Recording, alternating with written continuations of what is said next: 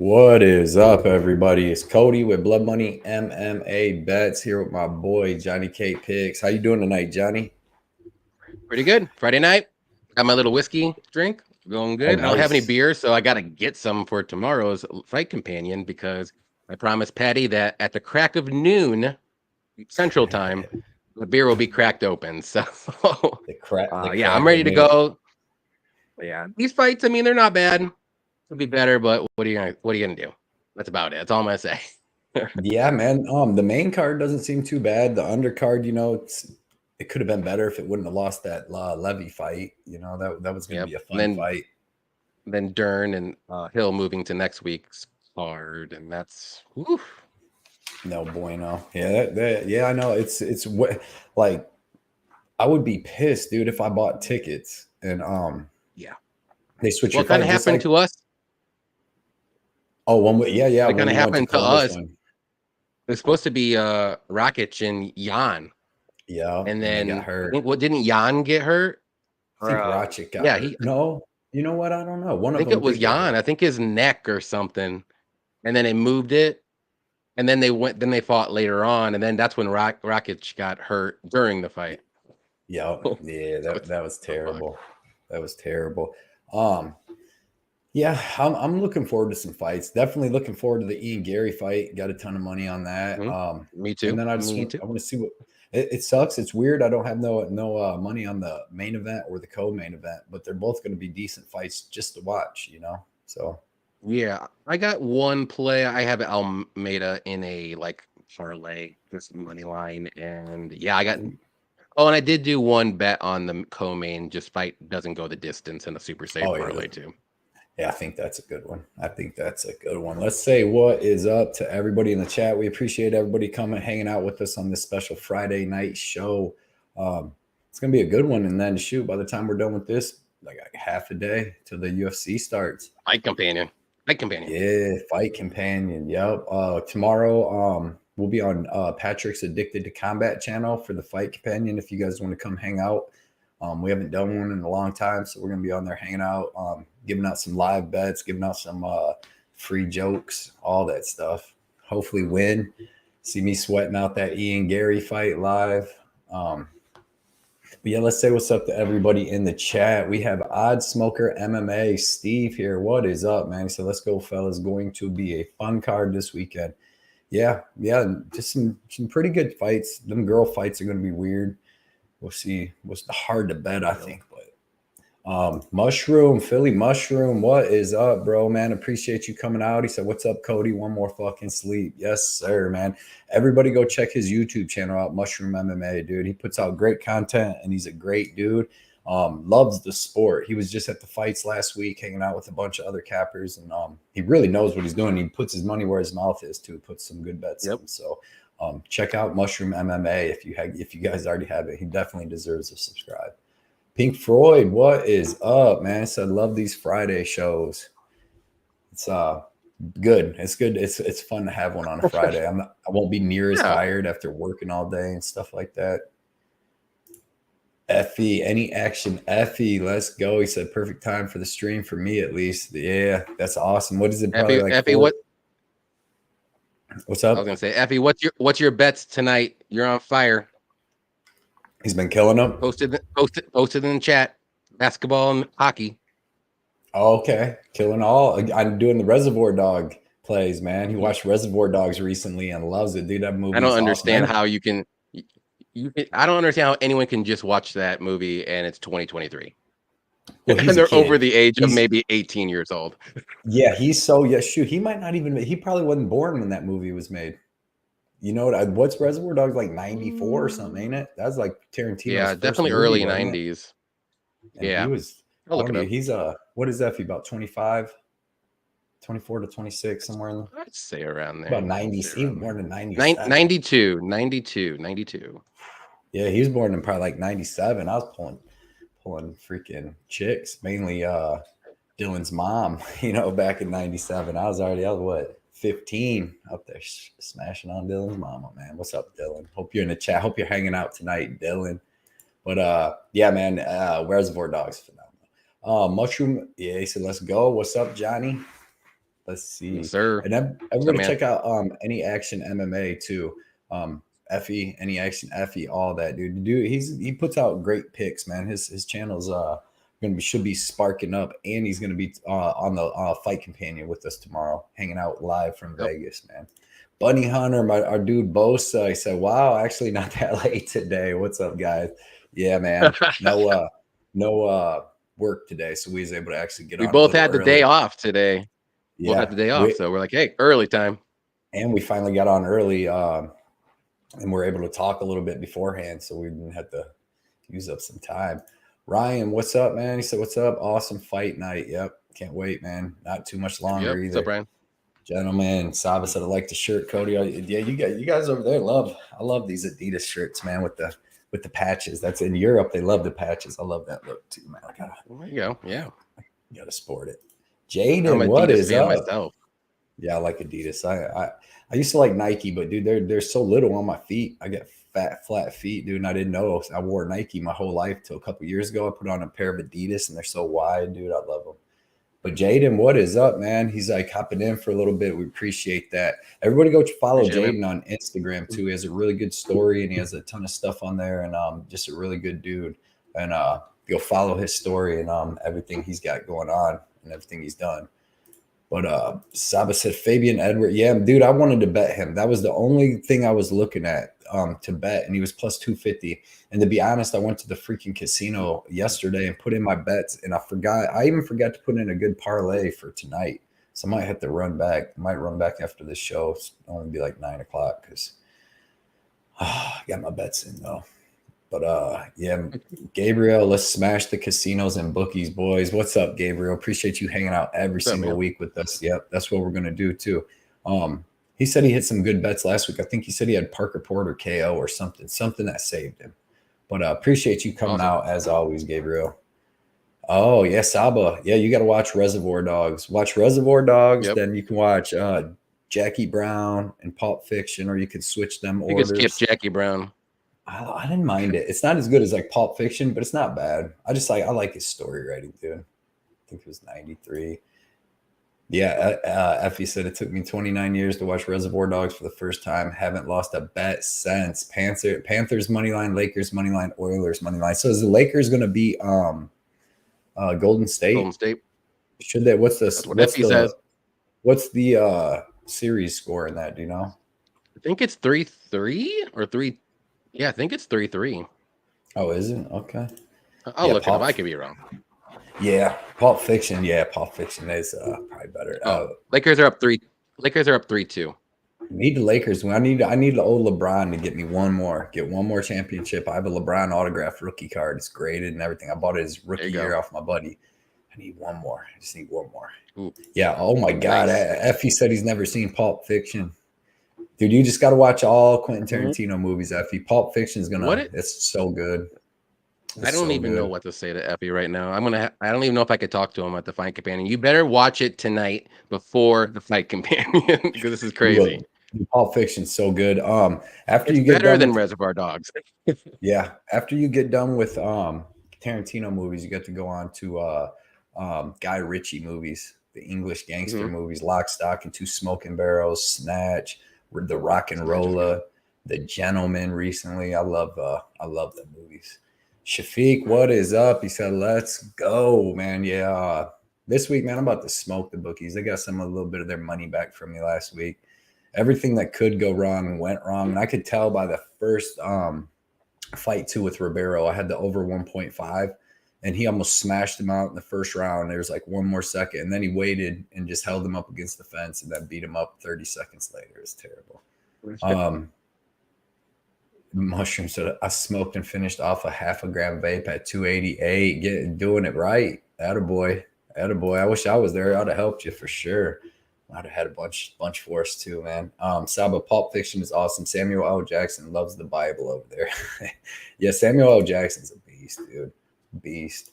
Ice Viking, what's up? He said, "Bacon, eggs, and low-level women's MMA to start the morning on the West Coast tomorrow. Let's get it, gents." That's true. Who's that? Jessica Rose Clark we're about to talk about. Yep. Jay Miz, what's up? He said, "Boys, I just hit 3 underdogs in a row on Bellator." That's the way to do them cards, man. That's don't mess with them too much. It's so hard. And I don't got enough time to do the tape study. So you just want to pick the favorites, and then you got these other dudes you don't know about coming in being tough. Yeah, Pulp Fiction, A1 movie for sure. Mm-hmm. Fireside, what is up? He said, "What's good? Going to be a good day tomorrow. It's going to be a good day for everybody." Yep, Lakers up 3-2. I need them to win a championship. Who's supposed to win? Suns or like somebody from the East? Or, Suns are out. Too much the Suns are out. Who beat them? Nuggets. Nuggets are good this year. With the Jokala or whatever his name is. He's Serbian. The Serbian sensation, Jokic. Serbian sensation. Okay, yeah, that dude's a beast too. MPTV said my fiance needed a ride from work. I sent her an Uber just so I could stay home and watch this. Hope she doesn't come home upset. He's gonna catch that. Remember last time he got hit with the 2-piece and a soda on the live. Yep. That's awesome. Got bob and weave. Appreciate you coming out, man. That's how you keep them women long. You just got bob and weave, man. Bob and weave. Mushroom, keep your range. Any thoughts? Yeah, give out the tips, Mushroom or Effie. I'm gonna start calling him Reservoir Effie, man. Dude can't lose. Fireside said I would say under on that. Just throwing that out there because I do think Steph Curry needs to be Superman today because it's a winner out. So I think he ain't passing. What's the one dude the Lakers got? The white kid that can actually shoot. It's like dude's name. Reeves. Yeah, they don't think call him like what's his nickname? AK something or something like the AR or something. Because it's Austin Reeves. I think his name is Austin Reeves. Just like AR something. Yeah, that's AR-15.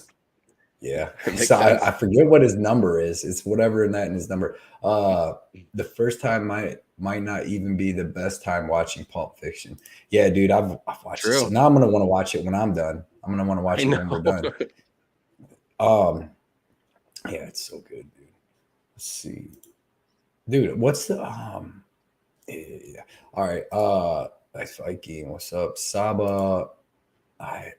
Who we love it. I have no clue about hockey. That is one thing. The pink eye Oilers. I just know one thing. The Oilers can score a lot of goals. Okay. There you go. And the Blackhawks got the #1 pick. We're back. We're back, baby. In hockey, Chicago. Yeah. Okay. Yep. Don't they? And there's like a generational talent this year coming out. So hopefully. Yeah. I'm tired of not going to hockey games because they suck.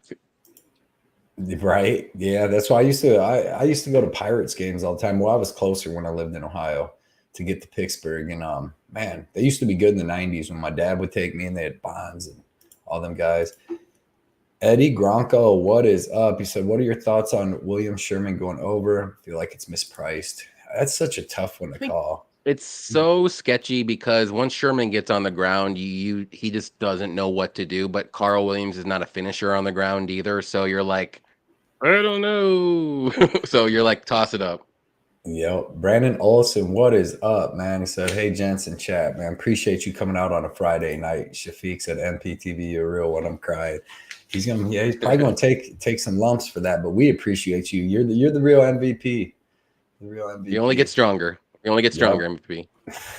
Oscar, what's going on, boys? Let's smash the bookies tomorrow. We're gonna get them. What's up, Oscar? We're gonna get some money back. We'll see. We'll see Oscar at Bellator. He said they call him AR-15. I thought I seen that. That's a cool nickname. That's a good nickname, man. Ice Viking MPTV. Hope you have a big doghouse in the backyard. Those are the facts.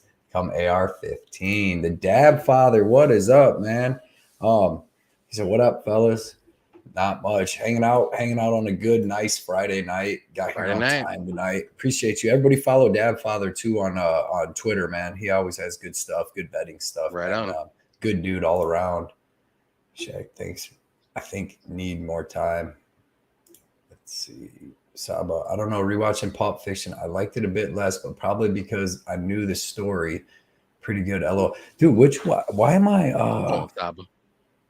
Saba. This is, yeah, that's the one with Bruce Willis and all that. It's so good. I was getting Pulp Fiction and Jackie Brown. I was getting them mixed up because he used a lot of the same actors in movies. But, he does, yeah. But it's good that he uses good actors, man. I guess he's only doing one more movie too. On Joe Rogan, he said he always said he was going to do 10 movies, and now he's already done 9. Okay. Right there. Goodfellas. That's top 5 favorite movie ever in the history of movies. I That's love my Goodfellas, favorite gangster movie. It's just, yeah, it's my favorite. Casino's a close second, but I like Goodfellas better. Yeah, Donnie Brasco. All right, well, let's talk some MMA, boys. Joe Press says, have you ever tried betting on underdog UFC props? Yeah. What do you like? Yeah. Need to. I mean, here and I there, just maybe like in a round robin parlay or to get something like you that. underdog Just or like to get you underdog prices or like just betting on the underdog because like I took Ian Garry by decision, so it's plus 120. But I did yeah, maybe. when I I mean, bet Cody you want to do an Durden, underdog prop? Rodriguez decision. I mean, it's live. which Rodriguez? Oh, you're right. D-Rod. Okay, I think that fight's going to decision. You know what I mean? Like it's going yeah. to be a freaking close fight. But I do think Garry wins. But there's a chance. Rozenstruik by KO. Yep. That would be a good one because that's like We can that's go. his We'll path go to through. victory. Yeah. Oh, only path. Only path. Yeah, I've watched Die Hard. It's been a while. Amazing. It's been a while. Amazing. Best Christmas movie ever. Sorry, spelling. Who's watching? Oh, I seen that. I seen William Knight start talking Jamaican at the thing when the dude got in his face. Because I've tried betting on Underdog app UFC props. No. I don't know what I don't that know means. what that is. I should have bet Cody Durden by decision when I got him at plus 170, and then this decision would have probably been some more, and that's how it was going to go down. I should have put like freaking 3 units on that. I really felt confident he was going to win. I only put 1 unit on. I was mad at myself. He destroyed him. I had 2. I had 1. All right, well, let's get into this fight card real quick. First fight that we're going to go over is Jessica Rose Clark versus Tainara Lisboa. Who you got in this one, man? This is such a dumb fight. On paper, you got to go with Jessica Rose Clark because she's proven. I don't want to say proven, but she's been in the UFC longer. She has experience, all that stuff. She's pretty good everywhere. She's well rounded, but I don't trust her one freaking bit. I mean, she fought in her last 2 fights against literally armbar specialists, and what happened? She got armbarred. That's all she really needed to worry about was do not get armbarred, and she got armbarred. So I don't trust her one bit. And women's MMA this year has just been crazy insane with underdogs. So you know what? I'm not saying Lisboa is the greatest thing in the world either, but I'm gonna pick her to win. I'm not betting this fight on anything whatsoever. I have no trust in anyone, but I'm gonna roll the dice. I'm picking Lisboa. I know she's fought awful competition, but she did put up a pretty good fight against Norma Dumont, and I'm just gonna roll with that. I just don't trust Jessica Rose Clark to win this fight for 15 minutes because she just makes a mistake and she loses like that. So give me Lisboa. If you get her at an underdog price, Lisboa, I think that's a good shot. But right now, I think it's closer to a pick 'em, so I would probably stay away because literally it probably should be a pick 'em. To be honest. Yeah, I just don't get the Lisboa love, to be honest. Like, because like you Well, said, we with said her, that about Rodriguez too, and look what happened. yeah. Which Rodriguez? God damn, there's so many Rodriguez. Rodriguez and Verna Oh yeah, last yeah, week. yeah. And we're like, I don't get the Verna love, and then look what happened. Yeah, dude, she's old. Just like, dude, I'm fading Shevchenko too. Well, I swear, dude, if them older girls, like they lost all their muscle. If you go look at Shevchenko's like thighs and legs or Rodriguez's like a couple years ago, dude, they're like all muscle and stuff. Now they're just like, if you go look at Shevchenko versus Grasso, like her thighs aren't like pure muscle or nothing no more. But My yeah, thing with man, that fight, real quick though, like I think Shevchenko was not taking her serious, and she probably didn't train hard. Shevchenko is traveling the world, having fun. You see it on her Instagram. Yes, I follow her. I see like pictures from her everywhere, Hawaii, like other countries. And she's not training as hard. You know that. Now she lost. I think a little bit is she's gonna be focused more now, but that's just my opinion. right? Yeah, but in in this fight, like I don't get it because like Tainara Lisboa, right? She's Muay Thai fighter. Like you don't really see. It's not like she was out there whooping girls. There's not even no tape of her doing anything. And then her other like her fights, like her fight with Norma Dumont, like I know people are like say she was doing really good against her. They was both 0-0, and like Norma Dumont's a grappler, so she came out obviously realized she didn't have much striking at that time, and then took a couple punches, but it's not like she was getting dropped over and over. She took a couple good shots and then took her down and choked her out in like 2.5 minutes. But Lisboa has never beat anybody good, and we know like Jessica Rose Clark's going to have a clear path to victory is to go out there and wrestle this girl. And as long as you don't really have to worry about an armbar, I don't think she has to worry about an armbar from this Muay Thai girl. I know she's got like a couple head and arm wins, but dude, them are over 0-4 girls and stuff like that. So I think Jessica Rose Clark's going to be able to wrestle this girl. I think that she's fought so much better of girls. Idea, though. Yeah, well, this dude, the two girls she fought are like really known for their arm bars, Edgar and freaking Storylenko. So that was I know, but she's just playing with fire. She's just playing with fire, though. I'm telling you, dude, like she's just.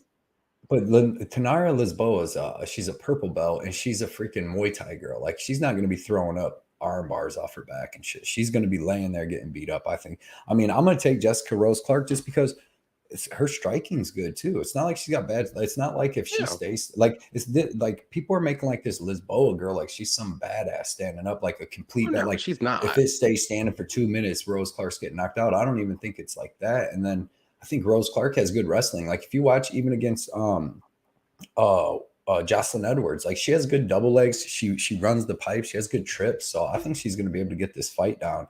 I think she's going to beat up that Lisboa girl, to be honest. So I'm going to take Jessica Rose Clark. Like I think she has. Are you confident enough to do a shoey bet on this shitty fight? Hell no. I'm not betting on this fucking fight on a shoey, but I do like hell no. But I do like Jessica Rose Clark. Like I mean, people that are betting on Lisboa are betting on hope. We hope she can do this. We know she's never beat nobody. We don't know what her wrestling and grappling's really like. We don't, but we think. You know what I mean? I just don't like that. Yeah, I get what you're saying. But a good strategy this year, though, if you literally blind bet the underdog in every women's MMA fight, you'd be up like crazy amount of units. Blind bets. Yeah. So, but this is like that out there now. Yeah, it's like a pick 'em now or something. Or my girl might even be the underdog. So maybe. Well, yeah, if you can get Rose Clark at plus money, if you can get plus money on this fight, I think you're doing good. Because literally this fight is a pick 'em in my eyes. Because I don't trust either girl. Anything can happen. Right. I think this Muay Thai girl is going to lose steam, popping her punches and everything after one round of grappling. She's coming in. She's going to have the UFC jitters. Like there's a lot of stuff going on. So I really think Jessica Rose Clark's a good play here, to be honest. But I'm not. I mean, if you trust her not to get armbarred in the first round, then no. By the Muay Thai girl. I mean, it could happen. Let's see. Ice Viking said, or Jumbo Loco said, "Hey guys, good thing for the notification." I think, yeah, it's a good thing. Subscribe to notifications, boys and girls. Yep. Did you get that coat, Jumbo? Let me know if you got that coat, man. Them coats are sweet. He won the contest to get that. It's a sweet ass coat, to be honest. Let's see. Did you guys see Ian dance like a goof? Yeah, and Rodriguez dance behind him. Only reason why JRC is still in the UFC is because she's fit. I mean, she's got decent. Like 11-8. 11-8. Bro, I would pick Jocelyn Edwards over Tainara Lisboa. And Rose Clark dominated her for 3 rounds, though. At least Edwards isn't. Her fight IQ is better. Let's put it that way. Right. Oh, yeah. Let's see. Pink Floyd. Clark had knee surgery after Alpar, then elbow surgery after Stoli. Gonna have jaw surgery next. Possibly. Did Pete Rodriguez get fired? Yeah. Jessica's only chance to be a control time. Her chances with me are much higher. Your girlfriend, really, you better hope she ain't listening too. He's really gonna be fiance, not even girlfriend, fiance. Oh, fiance, yeah, he's gonna catch a 1-2 down the pipe. Follow with the 3. Let's see. Ice Viking. I watched the Jessica interview with James Lynch, and she seems like she's a bit mentally vulnerable right now. Yeah. Well, she did break her arm last fight, I think. So yeah. I think about that too. Yeah. Yep. Jack Weldon, bro, what is up? Screw this bullshit. These guys lost me money. Did we personally lose you money? Is that what you mean? Or Jesus, like, Jack. as in, did Jesus, we Jack, make you do the bet? coming in Jack, hot, did we make Jack. you do the bet? God, It's okay. Jack, It's all good, dude. you're hurting my My bad, feelings, dog. Jack. Hopefully, we can Yeah. make you win money. Not, and it wouldn't be we will make you win money instead You of think we should losing probably just you end the making. show right now? Then probably you want to just shut her down. Mm, All right, guys. turn it Jack down. said we're losers. We got to go. This guy. All right, Bunny Hunter. I I kind think a of lot want to of people put a did bad unit. though last fight, last What's card. that? A lot of people did bad last card. Let's be honest. Yeah, yeah. Better check my resume, Jack. I'm a fucking winner, bro. Better check my stats. Love it, Kind Jack. of Thanks want for to. coming out. Yeah, appreciate you. Appreciate you. Doing 3 names. Let's see. I kind of want to put a unit on Jessica, dude. She has passed the Plus victory. Like money. the other girls passed the victory. So listen, to be honest, Lisboa, she's gonna have to outstrike her for 3 rounds, right? She's not taking Jessica Rose Clark down. She's Probably not. and so she's just gonna have to outstrike her. She has a good clinch, but that's I against think the on the bone. feet though, it's close. It's close. I think it's closer than a lot of people think. But I don't know Yeah, for 3 rounds though. it's a fucking bet him Cody. AJ said, I say fuck women's MMA because I lost all my plays last week on Andrade and Marina. Yeah, I got two units on Kim. I don't mind that. I don't mind that. We will get to that fight. But I will say this Yeah, once I've we get seen to that that. fight. I don't like Böhm's face. Böhm don't even look like a fighter. She's got a baby chin too. Bet 365 has a boost for Jessica by submission or decision at play. I like that. I like that. I like that. Probably Brandon, decision, but yeah. I'm in agreement. Jessica Rose Clark should win this, but also had that not worth risking your money on it. Yeah, but Yep, I agree. Lisboa by decision. Betway boost, steal your money every time. Between Betway and us, Jack ain't got no damn money no more, man. Motherfuckers. Don't be following people's bets then. Follow your own Betway. bets. Yeah. What is Betway? That's It's like a different bookie website. Like I think it's your European sports book. Yeah. Yeah. Okay. Let's see. Or offshore Yes, or something. you really do. Yeah, they offer you them boosts, man. They always give you like 2 things that look like they're gonna win and 1 loser, and you got to take that You know risk. what? Like, I don't mind the boost on DraftKings and FanDuel. You just have to really pick them accordingly because sometimes they look really too good to be true, and those are the ones you need to stay away from. It's the ones that are like you're like, okay, like not the no-brainer ones. You're like, oh, that's a no-brainer. Those never hit every time. Right. Yeah, but 30, I like this Shafika. Yeah, she came out that shot. Dude, I'm telling you, dude, this other girl's like 32. She's fought like 4 times in 7 years against girls with no right. Like, I don't understand. I know people are down, but like they're down on Jessica Rose Clark because she got armbar twice. But this girl's a Muay Thai, lifetime Muay Thai fighter. Like, she's not coming out armbarring nobody. Like, Edgar's phenomenal on the ground. Like, we've seen, except like against other phenomenal jiu-jitsu girls, Edgar's phenomenal. In the Storolenko, she's got like 8 first-round armbar wins. That's just what she does. Mhm. But JRC getting cut after she loses, maybe fade those foods. They're hella weak. I got that Flindota. I like it. Lisboa will have a bunch of jet lag too. You're Or was fading that? me? Or wait, face talking go him back. and Jack. Lynn, come on. No, fade us then. I dare you. Fade my. Dare you. All right. Let's see. I got whiskey in me. This isn't Miller Lite. I don't think Okay. Flynn's talking about us, man. I don't think. Oh, okay. It's something else. Jack Weldon, bro, you're right, man. Cody only has plus 80. Yeah, I mean, our Saba put that up. Yeah, it's terrible numbers. And that's after losing 13 last week. Dude, everything that went wrong, everything. Burns blows his shoulder out in the first round. That sucked. Dude, I was so distraught after that. I was like, you know what? As soon as I don't even care about the main event. I don't even care. I'm on the other end of every fucking injury, like in the history of fucking dude. injuries. Except you and me are like on every injury. Every injury. Like, that was the only one we were on. We both picked Yair as an underdog, and that just so happened. And he was going to win that anyways. He was going to win that anyways in the end. He was going to fuck up Ortega. He blew it. He pulled his shoulder out because he had him in an arm bar 1 second before that, and they act like his shoulder just came out. Like, all right.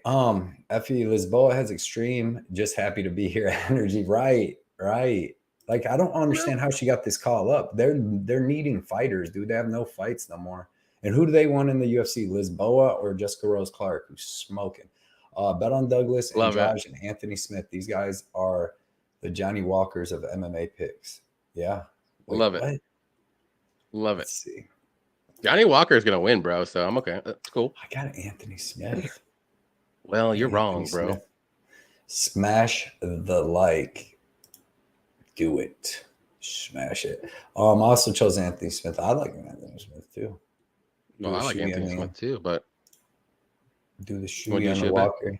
Maybe we'll see. Jack, you want to do a shoey bet? Flynn? How should we bet you? If we all copied Cody for the last year and a half, we'd be up. Big picture. Yeah. Oh, yeah. Yeah. That's a fact. That is a fact.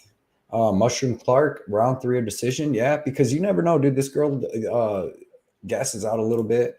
Debutante. It could happen. A good one is, say, LeBron and Steph Curry to score 75 plus points together. No. Don't do that. That's not good. But they're both going to have LeBron to show can up barely big score tonight, 25. Right? But they're both LeBron can barely score big, 25 on a night. Steph Curry can score 30 plus. Curry needs to come out tonight. LeBron doesn't. LeBron's not going to score more than like 25 points. And Jessica Rose Clark looks like she's having a midlife crisis with all those tattoos. Lisboa. It's true. It's debatable. Yair was piecing up Ortega. Yep. Then threw him in the armbar. I was at that event. That was a good event to be to. That does suck. It ends that way though. It really does. Mm-hmm. Oh yeah, I seen that comeback. What was that? Asuma Darji. I had Bilal and Aljo. Nice plays, man. Sorry on the injury. It was tough. Yeah. I wish I would have bet Aljo. I was on Aljo, son of a bitch. I was on him at first and I switched. James asked Jessica if she would ever consider bare knuckle, and she almost seemed insulted with the question. Yeah. Dude, Johnny Walker. It's going to be a good fight, man. I had 200 on Burns. Yeah. I had 300. I had 300. Let's see. I like Friday lives more, to be honest. Yeah. I do too, Saba, honestly. Oscar, did you guys take the early start time into consideration when placing your bets? Do you know why the heck they're starting so early? I think it's just because I didn't even know until after the fact. Is there any big boxing matches or anything on tomorrow night that would make them want to start? The only thing I could think of, it's because it's ABC and they're on ABC, so ABC doesn't want anything past like a certain amount of time, or maybe they have some basketball going on later on, so they just fit it accordingly. I don't know. That's just my right. Because if you got some West Coast fighters fighting over there, they're used to, when it's going to be 11:30 East Coast. The time I'm on, it'd be like what, 8:30, something like that, 7:30 or something like that over there. Action or Effie said, laugh my ass off. Really, Ice? She's sweet. She tweeted she wants a pure kickboxing fight after the UFC. Oh shit. Donation from Flynn Doda. Appreciate it. He said, respect for reading the negative comments. Laugh my ass off. We read them all. Too bad you suck.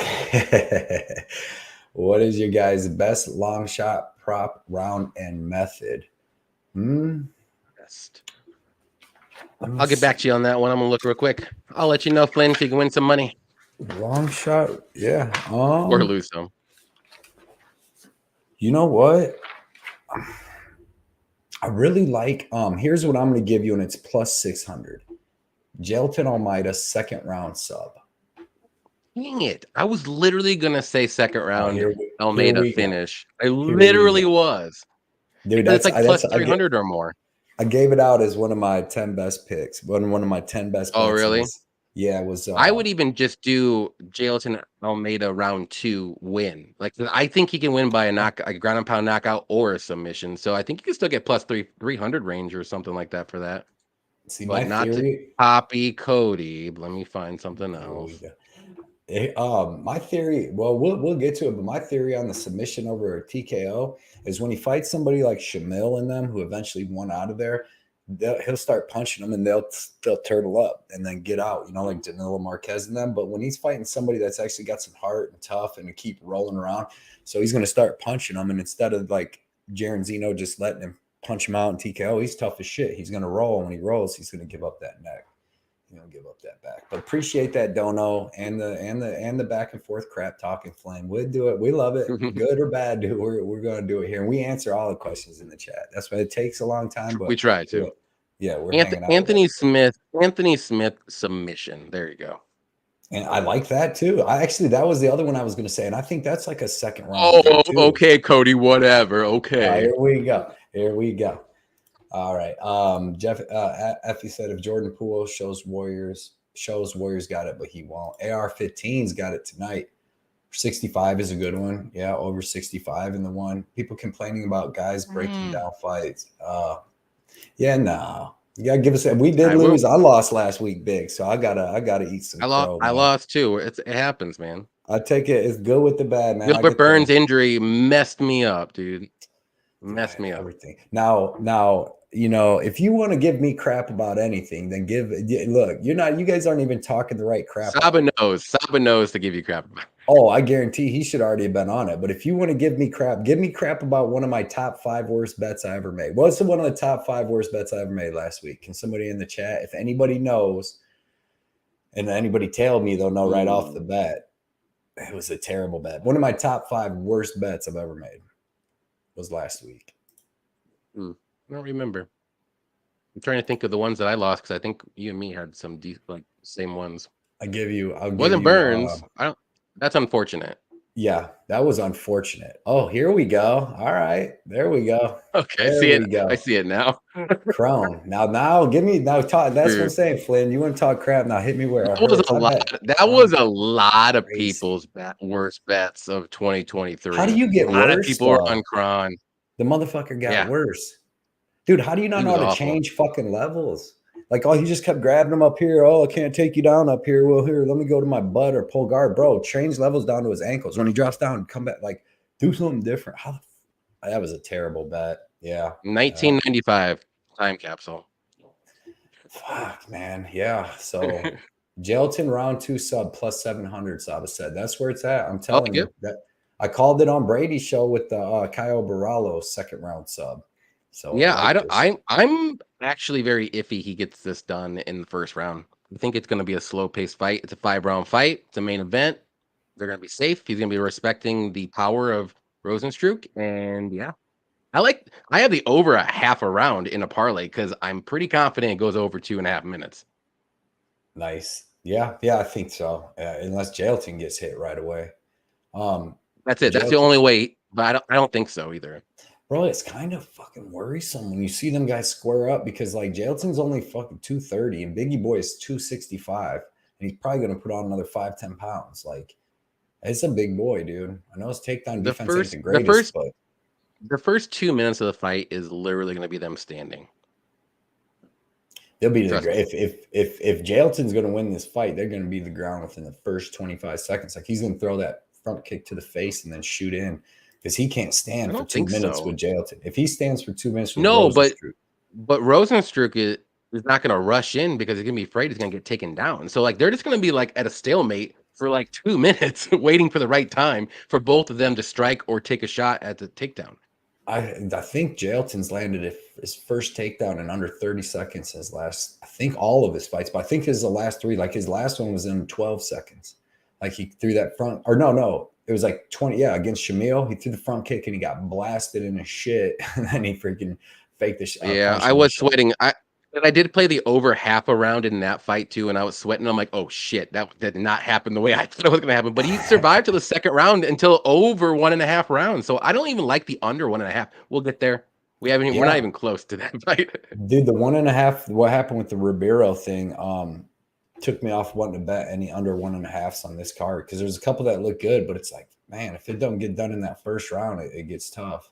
But Gabriel said, Cody, put up your best PC card and I'll see your card with a Lauren rookie and an Aspen lad second year.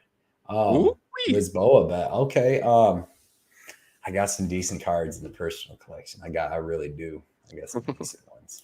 I got 2 Hasbulas today, so I've seen that. I've seen that. That's super cool. I've seen somebody. I've seen on Instagram somebody pulled the 101 autograph Hasbula. Yeah, it's baller, dude. That's gonna be at least $50. But I don't even know if they pulled it, bro. Them people. like when you watch Well, certain things it's with usually cards, the breakers. You know, yeah, because you know they're the breakers. Like they just but they're working with breaking the up people. 24/7. Yeah, No, I really think that like immaculate when Panini makes that product, like they pull out some of the good stuff. Like I just watched the dude, this one dude that pulled like he paid $600 to go to some convention, and then you got a one pack from this convention, right? And it was like sealed Panini pack, and I had one card, and then he pulled it, and it was like a Justin Lawrence select out of 10.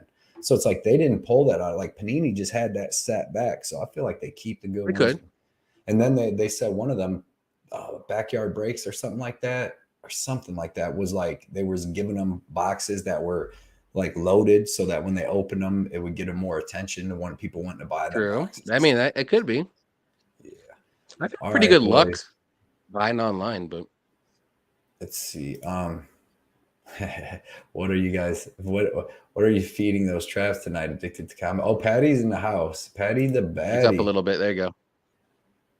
There you go. Oh, even more. My companion, Okay. right there. Yeah. Right there. Fight Companion tomorrow. Addicted to Combat's channel. Actually, we're going to be doing a telethon too, kind of thing, man. Because while we're doing this Fight Companion, we're going to be getting him up to 1,000 subs. So we need to do a telethon. We need people calling in. We need to be calling people. Phones to be ringing. What are you at, Patty? Every subscriber that Patty gets, Cody's gonna be doing a hit of weed. So At least. So I'm gonna need him to get at least 100 subscribers to get me through the Fight Companion, and then I'll start doing the extra ones because that's just what I need. But appreciate you coming out, Addicted to Combat, man. Everybody, go check out his page. He tweets, he TikToks, he Instagrams, puts out tons of content, puts in tons of hard work and tons of great picks. So everybody check him out. yes, sir. For sure, man. Yeah, Crown Gracie. Yeah, I'm not Oscar Cody. Worst bet, Crown. He was not. Yeah, he was not our Steve Garcia. He was not our Cody, not our Steve Garcia, not our Cody Durden, not our Sakai. He wasn't our Calvin Gastelum. Yeah, man. Yeah. You know who another bet was that was awful? Last card, not as awful as him though, but Marina Rodriguez was fucking awful. She fell off quick, dude. She fell off real quick. Yeah. How'd she even beat I can't bet her anymore. No idea. Yeah. Out to dinner, stopped in to say hello. Do you want to know how he gets them traps? I talked to him about it. He eats every day 100 Chick-fil-A chicken nuggets. That's how he gets the protein in the traps. That's what he told me. He said that's God's doing. He said those traps are straight from God. That's what he told me. Take awesome. That how you want to. Yeah, he's on Jourdain. Yeah, dude. Yeah, man. You got to take responsibility in bad bets, and that was a freaking terrible bet. Like, dude, come on, man. Terrible.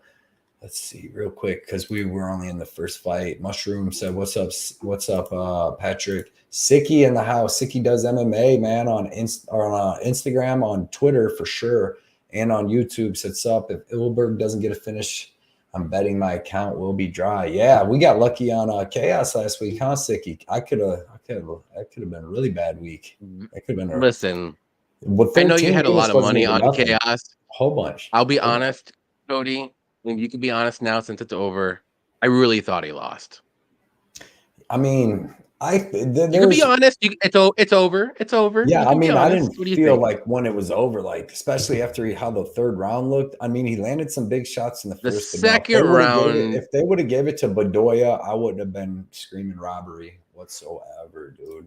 The second round, I thought he got like by this much, and obviously the third round, I thought he got completely. I said the cards suck because there's no GSP rookie cards or anything like that. They just started making them. Yeah. Dude, there's still card. There's old cards where you can. I don't know about GSP. I have some GSP rookies. game used cards. My twin sister was in love with them, so I bought a bunch for her birthday and wrapped them up and told her to scratch and sniff them. I know they're like. I know there's cards that you can get like a John Jones rookie card. Yeah, I have some crazy. I have some older like Hoist Gracie autograph cards. That's what I would. If you want to buy stuff to keep, for like 20, 30 years, that's how I think about it. Like I'll end up having that LeBron for like 50 years in the end because I bought it, 20 years ago. Mm-hmm. But like Hoist Gracie, because you can have Chuck Liddells, you can have all these people, but like a Hoist Gracie or John Jones, you need somebody whose name's never going away. You know what I mean? Like Hoist Gracie, no matter what happens, he's still going to be the first. So if you have his autograph cards and pieces of game worn stuff, that's going to be in 30 years, it's going to be worth a lot. All right, boys, let's get in. I know Gabriel though told me he hit a Jailton Almeida autograph rookie out of a pack for $35 the other day. Oh, Gabriel Gonzalez told me that. So that's a good hit. All right, let's get to these next fights, man. Second fight is Gabe Green versus Bryan Battle. I'm gonna start this one. This is gonna be a really good fight. Bryan Battle looked a lot bigger than Gabe Green. We knew he was gonna be 3 inches taller, 4 inches of reach, but he looked bigger than him in face-offs today. And this should be a really good fight. I'm on Gabe Green. I wanted to bet Gabe Green, but I didn't get around to doing it because I can see Bryan Battle winning too. You know, if Bryan Battle can keep this fight standing, which Gabe Green ain't the greatest wrestler, but he's not the worst. But Bryan Battle has got a decent get-up game unless he's fighting Renat. But I just think that in the stand-up, Gabe will have more power, but Bryan Battle is going to have more volume. He throws a lot more kicks to the leg, body, head. And then it just all comes down to the grappling. And I think that Gabe Green's going to be able to land a takedown or two, man, and get some control time. And I think that's going to be the difference in this fight. I think it goes to decision. I'm going to take Gabe Green to get that decision just because I do think he can make some takedowns in. But like I said, man, I did not get around to betting it because I just didn't get enough. Like, he could lose. Like I in the back of my mind, I could see Bryan Battle winning too. So. It's close. Yeah. I'm the same with you. I'm on Gabe Green's side here. I kind of wanted to maybe bet him. Then his line started going up a little bit, and I stayed away. Now it's coming back down a bit. Bryan Battle just missed weight by like 2 pounds or 3 pounds, whatever it was. Maybe because he's scared of being taken down. I don't know. Maybe there's something there, but don't look too much into that. But it's not a good look. Gabe Green likes to push forward, likes to be in his opponent's faces, so that's going to negate some of the kicks that Battle does. So that's going to help him out a bit. And both guys are actually really tough. So I'm going to take, like I said, Gabe Green as a pick. I don't have the only bet I have on this fight, I think, is the fight to start round 2, just a super safe parlay because I just don't know who's going to win. It's going to be one of those close fights where I could see either guy winning. I would say more times than not, maybe 6 out of 10 times Gabe Green wins this fight. But that way. So give me Gabe Green. My decision. Both guys are tough. I'm not super confident though. I don't want to bet him if it was closer to a pick 'em. I was waiting for that line to drop more, but it didn't. So that's why I didn't bet it. Yep. Yeah, I agree, man. But it's going to be a good fight. I can't blame anybody that's on either side of this fight. And both guys have good cardio too, so like no one's gonna gas out. They're both strong, like and durable. So it's really a toss up fight. Like it's a pick 'em. So yep.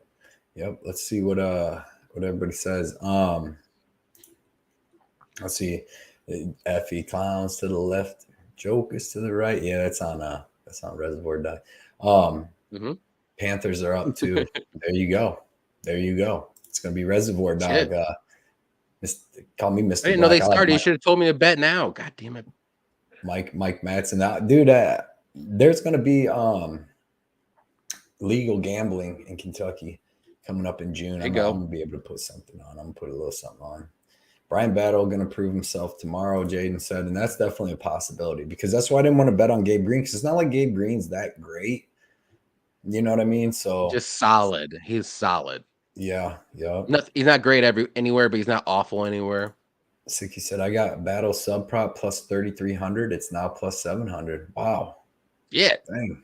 Yeah, that's a good line. You get that 4 weeks ago? Beating line movement. I like it, Siggy. Yeah. They're talking MJ has decent takedown defense, but Diego just I like MJ all day in that fight. I think he shows good enough takedown next defense. Week? Yeah. And I didn't even look at next week's fight. Diego 38 now. Busted his rib last fight. Man, how do you trust Michael Johnson? He's been looking good. He beat Malarkey. He beat Dia Casey. Did he beat Malarkey though? I bet Malarkey and I thought he beat him. When they called Malarkey, I was like, holy shit. No way. 1 of 2 times that ever happened. Yep. Battle by subs, good lotto. It is. It's worth it. I mean, he's got what he hit Petrosky with on the tough show. It was like a that choke, one, like a ninja choke or something weird like that. Yeah, Petrosky fast. Yeah, but I doubt Gabe Green attempts any takedowns. He had a couple on Phil Rowe. He could. So it's like that win. Like he has that win over Phil Rowe, which is a really good win, you know? Then he's got the win over Johan Lioness. Them are pretty good wins. But I don't really fully know what Bryan Battle's about yet. I think he's good. I know he's got good cardio, but his takedown defense is terrible. The Gabe Green money line, so congrats to Battle backers. You got that yesterday? Takashi Soto is minus 110 versus Gorimbo right now. I think he's a fucking lock. I might have bet Takashi Soto too. Got Bryan Battle money line. Let's go. Can't blame you. Can't blame you. Yep. Next fight is going to be the best fight on the card. I've been waiting for this forever since they had to rebook it. You know what I mean? Because if they didn't rebook it, we would have never got Should be on the main card. Yeon Kim versus Mandy Böhm. You're going to get to start this one, Johnny. Who you got? Oh, I'm him all.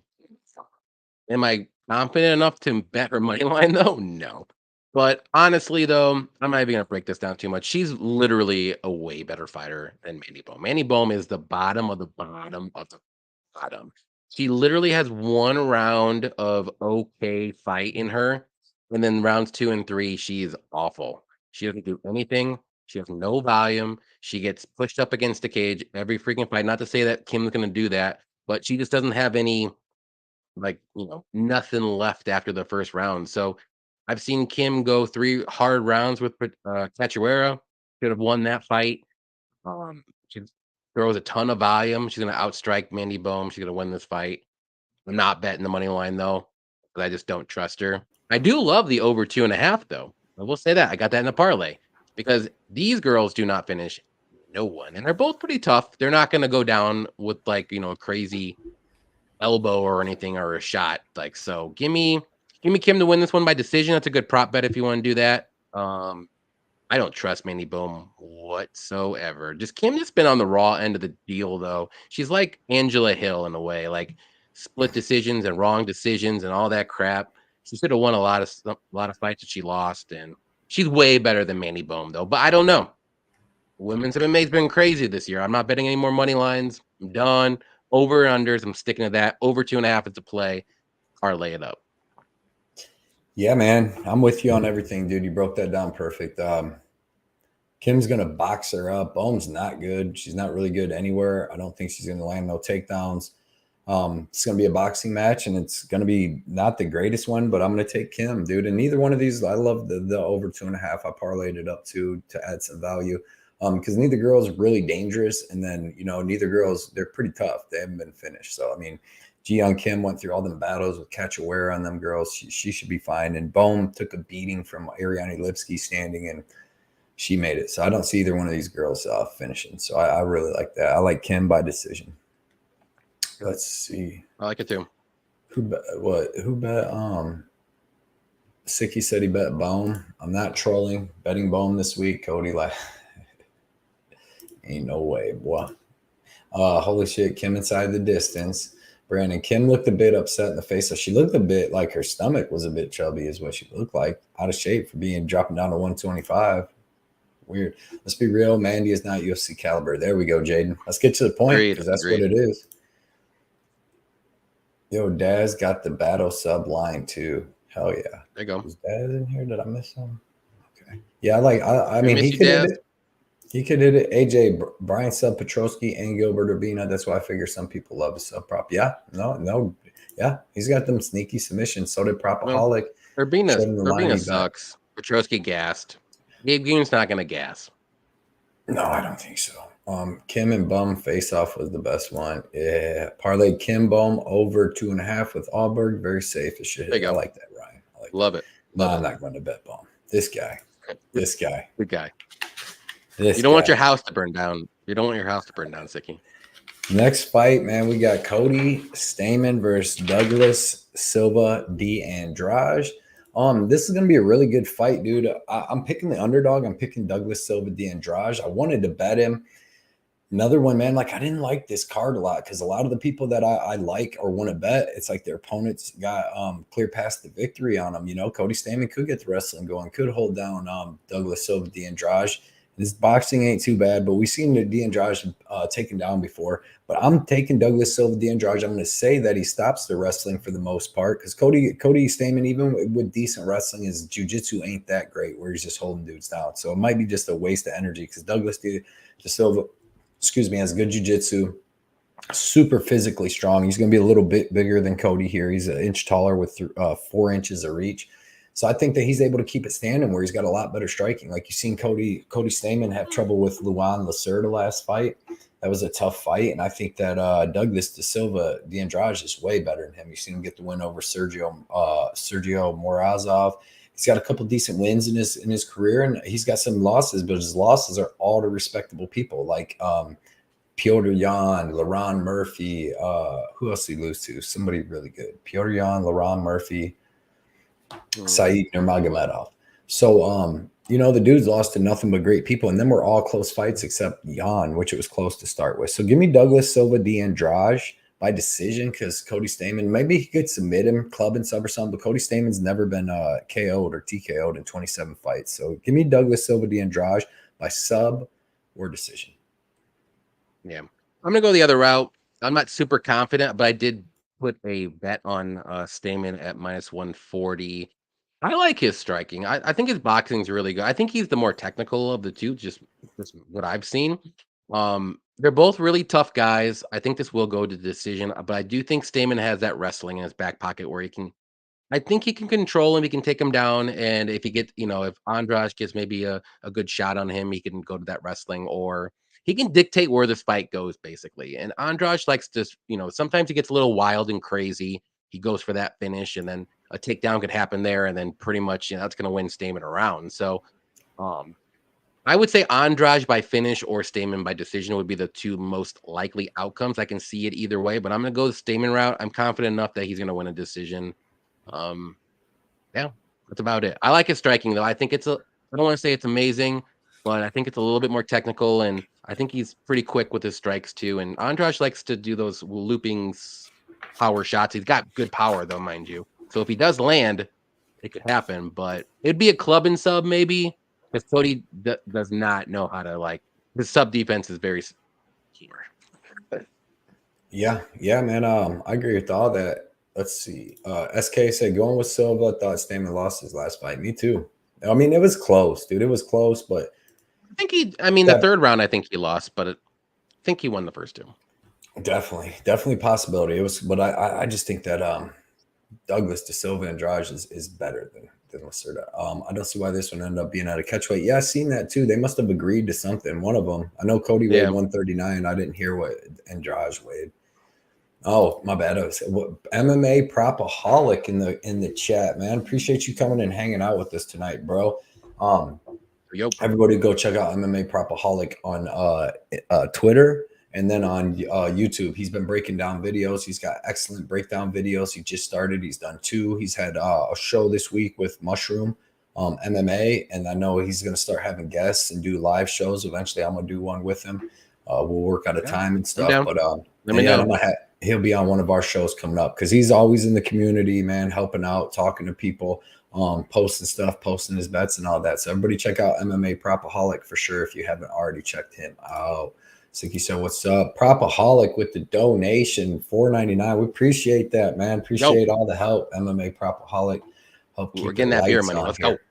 Yeah, yep. What like I said, I've already been talking to him.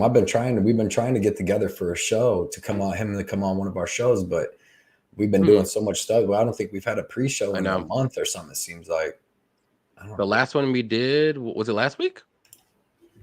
We did I think it was last week. But yeah, we only get to do 1 or 2 a month now. So he was at the show last week too. A lot of people were at the show. We had to get the Midwest boys. Yeah.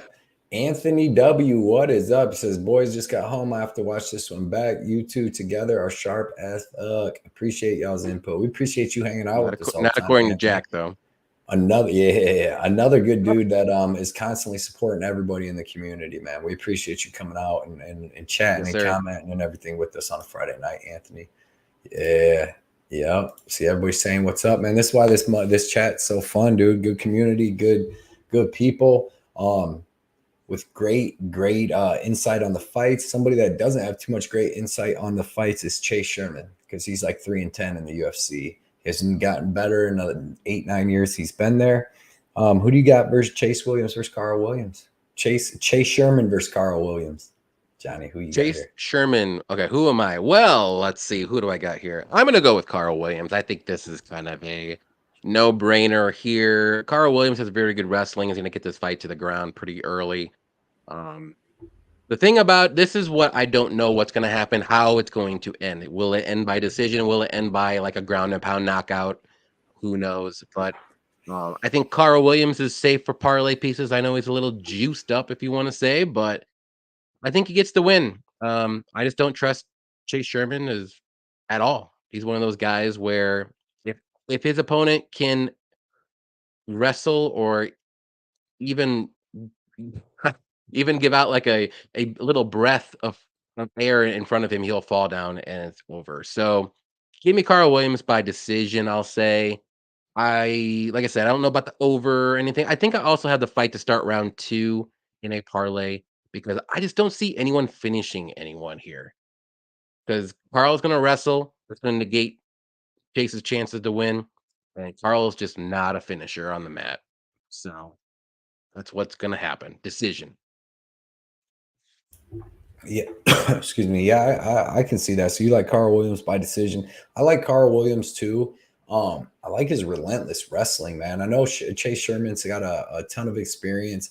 He's been in the UFC for a long time, but he's never really been good on the ground. He hasn't fought too many people that are actual grapplers. Usually the UFC's put him together with a lot of other low-level strikers, and he usually has trouble with them. But anytime he has fought a grappler, and it's not even real grapplers that hasn't gone well. Like Jake Collier was able to take him down one time and finish him, and then Romanov took him down a couple times and then was able to finish him like 2.5 minutes into the fight. I didn't I'm confident on Williams, but I don't know how he's going to get it done. I mean, obviously, I think it's decision because he does get a lot of decisions, and Chase Sherman kind of goes the decision a lot. But like, I just don't trust Chase Sherman's ground game. Like, I could see where his ground game or his cardio, because I could see where Karl Williams takes him down a couple times. Chase Sherman gets up, keeps taking him down, and then at some point he just accepts the ground and then is too tired to get back up. And then Karl Williams in that second or early in that third round is able to take him down and just kind of get a cheap TKO victory because Sherman is terrible on the ground. So that's why I kind of stayed away from this fight as the over-under, because I can see it going to decision, and I can also see Chase Sherman, kind of giving up, just being so tired, not being able to get up. Because even though Karl Williams fought Bretsky last time and it went to decision, Bretsky actually showed some decent scrambling ability, some decent jiu-jitsu. Like, he would never just accept the bottom. And I think after a while, Chase Sherman's going to accept that bottom. So I'm really confident in Williams, just not 100% on if he gets it done gets it done inside the distance or not. Excuse me. Let's see what everybody says. My boy Mike Martin, Chef Mike, he said, "What's up? Good luck, homies. Collins Ave strain tonight. Too smooth out the rough edges." That sounds phenomenal. Collins Ave. I'd like to try a little puff of that. See, Ice Viking MMA Propaholic almost talked me into Ulberg by decision. I was too high to pull the trigger, but still considering it. That could happen, but that's a tough one, man. That's another one. We'll get to it, but it just seems like a tough one. Effie said, Rough and Rowdy coming up soon. Can't wait for these midgets to scrap. Yeah, man, I might have to watch that. My girlfriend and daughter is with my parents in Columbus tonight, so I might be able to watch some Rough and Rowdy. I'll have to watch cartoons after this is done. S Blood 3000, what is up, man? He said, "What's up, guys? Appreciate y'all. Trusting you guys with the bankroll this weekend. Bro, I don't lose 2 in a row, so you can definitely trust these picks from me this weekend because I put a lot of time into these ones. I ain't gonna get embarrassed again. I took my biggest loss ever last weekend. Bad picks, bad luck, whatever. Still bad loss. So we're gonna get it back this weekend. Maybe not the whole thing, but we're gonna get it back, man." Props said, "What's good, everyone? Sicky, Mushroom, Effie, Ice Viking, everybody. The the group and the crew is here, man. Thinking about doing a little sprinkle on the over. Yeah, I can't blame you on that. And it's plus money too. So that's not bad. I bet the over 1.5 ain't too bad, since if the under, it's favoring the under 2.5, might be able to get the over 1.5 at a decent price. I definitely think it goes over 1.5. So Jaden, American top team is going to help Karl wrestle fuck Sherman. Yeah, took a lot of damage last fight. He did too. I think Waldo Cortez hit him with 150 or 176 strikes. So Anthony, using Chase Sherman not knowing anything as a segue to get into the fight got me good. Yeah, man, you gotta use Chase Sherman segues as often as you can, man. Chef Mikey said, I hate giving up size, but the Shermanator, ain't that funny, Johnny? We talked about that earlier this week. The Shermanator is mega dusty. Yeah, like Bandera bad. I think Williams subs him. That's a good possibility, man. I think that he could just give up. Tajik Bey, the GOAT in the building, man. Everybody check him out on Twitter. Puts out tons of great content on Twitter, tons of great pics, the Red Cross donation alerts, all that.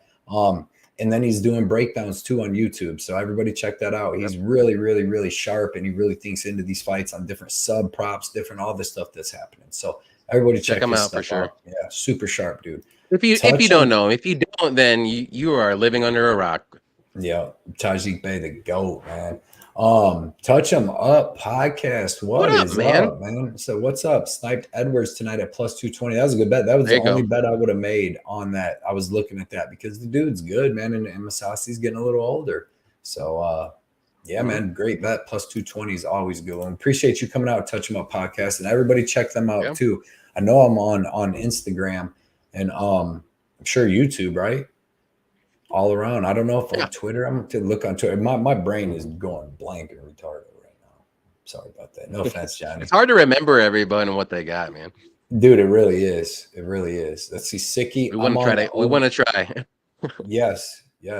But I would appreciate everybody coming out, dude. I mean, usually, man, most people. I'm on the over 1.5 with Ulberg inside the distance. I don't mind that. I like that over 1.5. You be sweating. Yeah, Ihor is awful, dude. He blocks punches. He blocks punches with his face. Yeah, there is. Yeah. Mushroom. Tajik Bey in the house. Tajik Bank. Hey, so what's up, Mushroom? Tajik is the true GOAT of MMA. Those are the facts. If you know, you know. If you know, you know. Next, if you don't fight. Know, now you know. Yes. And that ends there.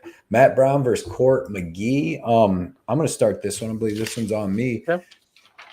Legends fight, old school fighters, man. Both these dudes, they've been fighting in the MMA a long time. They both come back from the dead, They both had a tough life, been fighting, got some wins, got some losses in the UFC. Matt Brown, great Muay Thai stand-up. He's getting a little slower in his older age. He doesn't have as much pop as he used to, but he's still got good clinch, good tough clinch, elbows and knees in it. He's been showing some decent trips, like against Bryan Barberena out of the clinch last fight. Decent boxing. Then you got Court McGee, who's got he's got decent boxing himself, throws somewhat leg kicks, but usually pretty defensively sound. Didn't look like it against Jeremiah Wells, but he just caught him on the end of a 3 or 4 punch combo, man, with a big hook, and that dude hits hard. So I'm not gonna hate him for that. I don't think that's gonna affect him here. He's 38, right? So he's old himself, but you got Matt Brown, who's 42, almost 43, man, and he hasn't fought in I think 14 months. Last time he fought was last March. So when we seen him fight, and it was a pretty good fight, but his striking wasn't working against Barberena, so kept ahead and tried to take him down, and then he gassed out a little bit. I just think here you got another 14 months in between that. He's gotten older. He's going to be getting slower. He's not the damage is going to build up on him. Now, Court McGee isn't going to be hitting him crazy hard, but he will be pushing him up against the cage, wearing on him, and I think he's going to land some takedowns. The thing that I'm really high on McGee, I put him in a parlay with a couple people later, is because I do think he's going to come out and use his grappling and wrestling right away and try to wear on Brown, because he just got knocked out bad, right, by Wells. So what's the point of just sitting there taking risks of getting knocked out by Matt Brown when you know you can grapple him? Like, Matt Brown's kryptonite has always been his grappling and a body shot. He can't take a body shot, and he gets taken down and held down. And now he's older. like I just see Court McGee being able to take him down a couple times, wear on him, and by that second and third round, just be able to out grapple him like he did Ramesh Brajmaha. So, and that dude's not even bad. He's pretty tough. So, give me Court McGee. I'm gonna say by decision. I don't think he finishes Matt Brown. Matt Brown is very tough, but I will take Court McGee by decision. I bet him. I put him in that parlay at minus 180, and I'll be honest, I didn't think he was gonna go up to minus 235. But I think people are realizing like Matt Brown's freaking old, dude. He was like 41 last time 42. he fought. 42 now. Yeah, now he's 42 and a half, going on 43, dude, and that's just for a welterweight. I gotta go with Court McGee. Who do you got? Yeah, I'm going with Court McGee as well. I just think he brings a little bit more to the table. I know both guys are a little older. Matt Brown is just they both have a lot of damage. They've both been in wars. The only thing that does worry me, it's scaring me off a bit from betting Court McGee, is Matt Brown. It has one round to win this fight, I think, and it's the first round.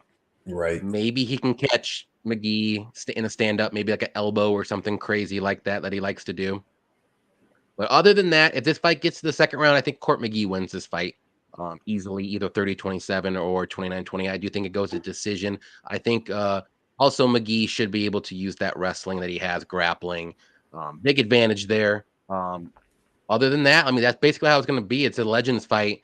And you usually know how Legends fights go. It goes to decision or close to it anyways. And they want to put on a show. This could be Matt Brown's last fight. You don't know what's going on with both these guys. They're both older. So I like to stay away from those kinds of fight unless like a younger fighter's fighting a legend that's might retire. This is both legend fights. So staying away, though. I do think McGee wins this one by decision, though.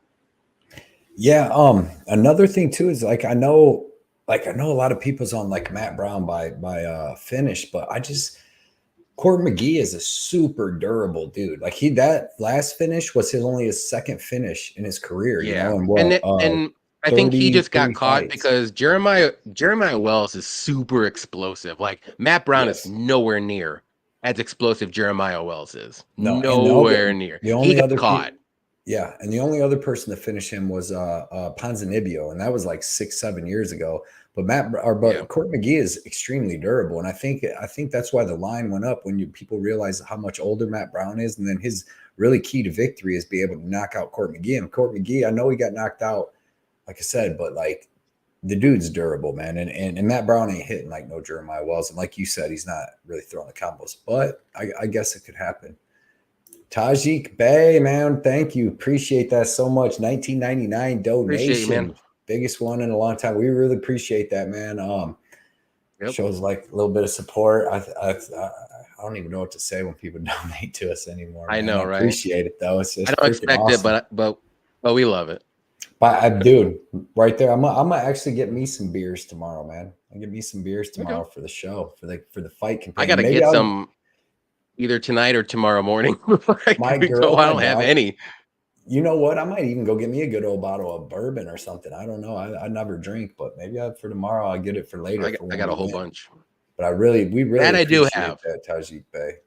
I got 2 bottles of Blanton's ready to go. Do you? That stuff's so smooth. My buddy at work, like I said, he gave me like a shot. He sells bourbon. Oh, it was so smooth, dude. But appreciate that, really Tajik Bey. That's why he's the GOAT right there. Well, that and many other reasons, but that's GOAT stuff. Mushroom McGee, third round or decision. I could see that him wearing on Matt Brown over them couple rounds. And for sure, because Matt Brown's going to be literally surviving in the 3rd round for sure. That's what I think. Yeah, his Ice Viking said this episode is brought to you by Tajik Bey. Definitely, yeah. After that big old donation, for sure.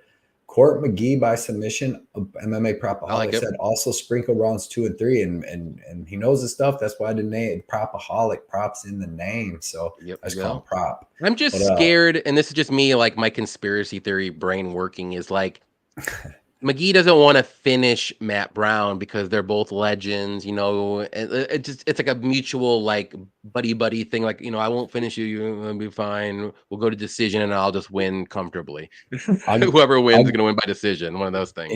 It's like a gentleman's handshake. Check this out. Let me see real quick. Since what was it? He finished. Okay. All right, he finished Ryan Jensen in 2010, and since then, he's had 1, 2, 3, 4, 5, 6, 7, 8. His last 8 wins are gone to decision, and the only ones that haven't gone to decision since then, which is 1, 2, 3, 4, 5, 6, 7, 8, 9, 10, 11, 12, 13, 14, 15, 16 out of his last 18 fights have gone to decision. 16 of 18. The only 2 that haven't was when he got knocked out. So this is most likely going to go to decision unless he gets knocked out. And I really don't see him get knocked out. Shafiq says Battle of the Ex-Crackheads is going to be interesting still because they're fighters, bro. They are. They really are. Sicky, I told you prop was 2nd or 3rd round sub props. That, and they got to be big. It's got to pay good, I'm sure, to get McGee by sub. He hasn't subbed nobody. Does he got a damn sub in his life? The man's never subbed nobody. No, McGee. McGee's never subbed nobody. Didn't he? Oh, no, wait, never. Sorry, I'm saying he's never been subbed. He has 7 submission wins, so that's very good. 11 decisions, 7 subs, 3 KO. So yeah, it's either going to be decision or sub. So good call, prop. Good call, man. Let's cash it, Sicky. Tajik, go. Tajik with the $4.99 donation. Another one. Appreciate. There's another. There you go. I'm gonna go from going from beer up to a little bourbon or something tomorrow or something. I'm gonna get some fancy bourbon. There you go. I might just give me some really good food. I don't drink tea. I'll probably make a fool of myself if I drink another 2 donations, 2 $4.99 donations. Tajik. This show, Friday Night Live, brought to you by Tajik Bey. Brought to you by Tajik Bey. Thank you. Appreciate that, dude. That's awesome. It really is. Eventually, I'm gonna save it up. To be honest, to be completely honest, Tajik hooked us up and tipped us what a month or 2 ago, like really big. Like he gave us like I think like more than we. Let's put it now.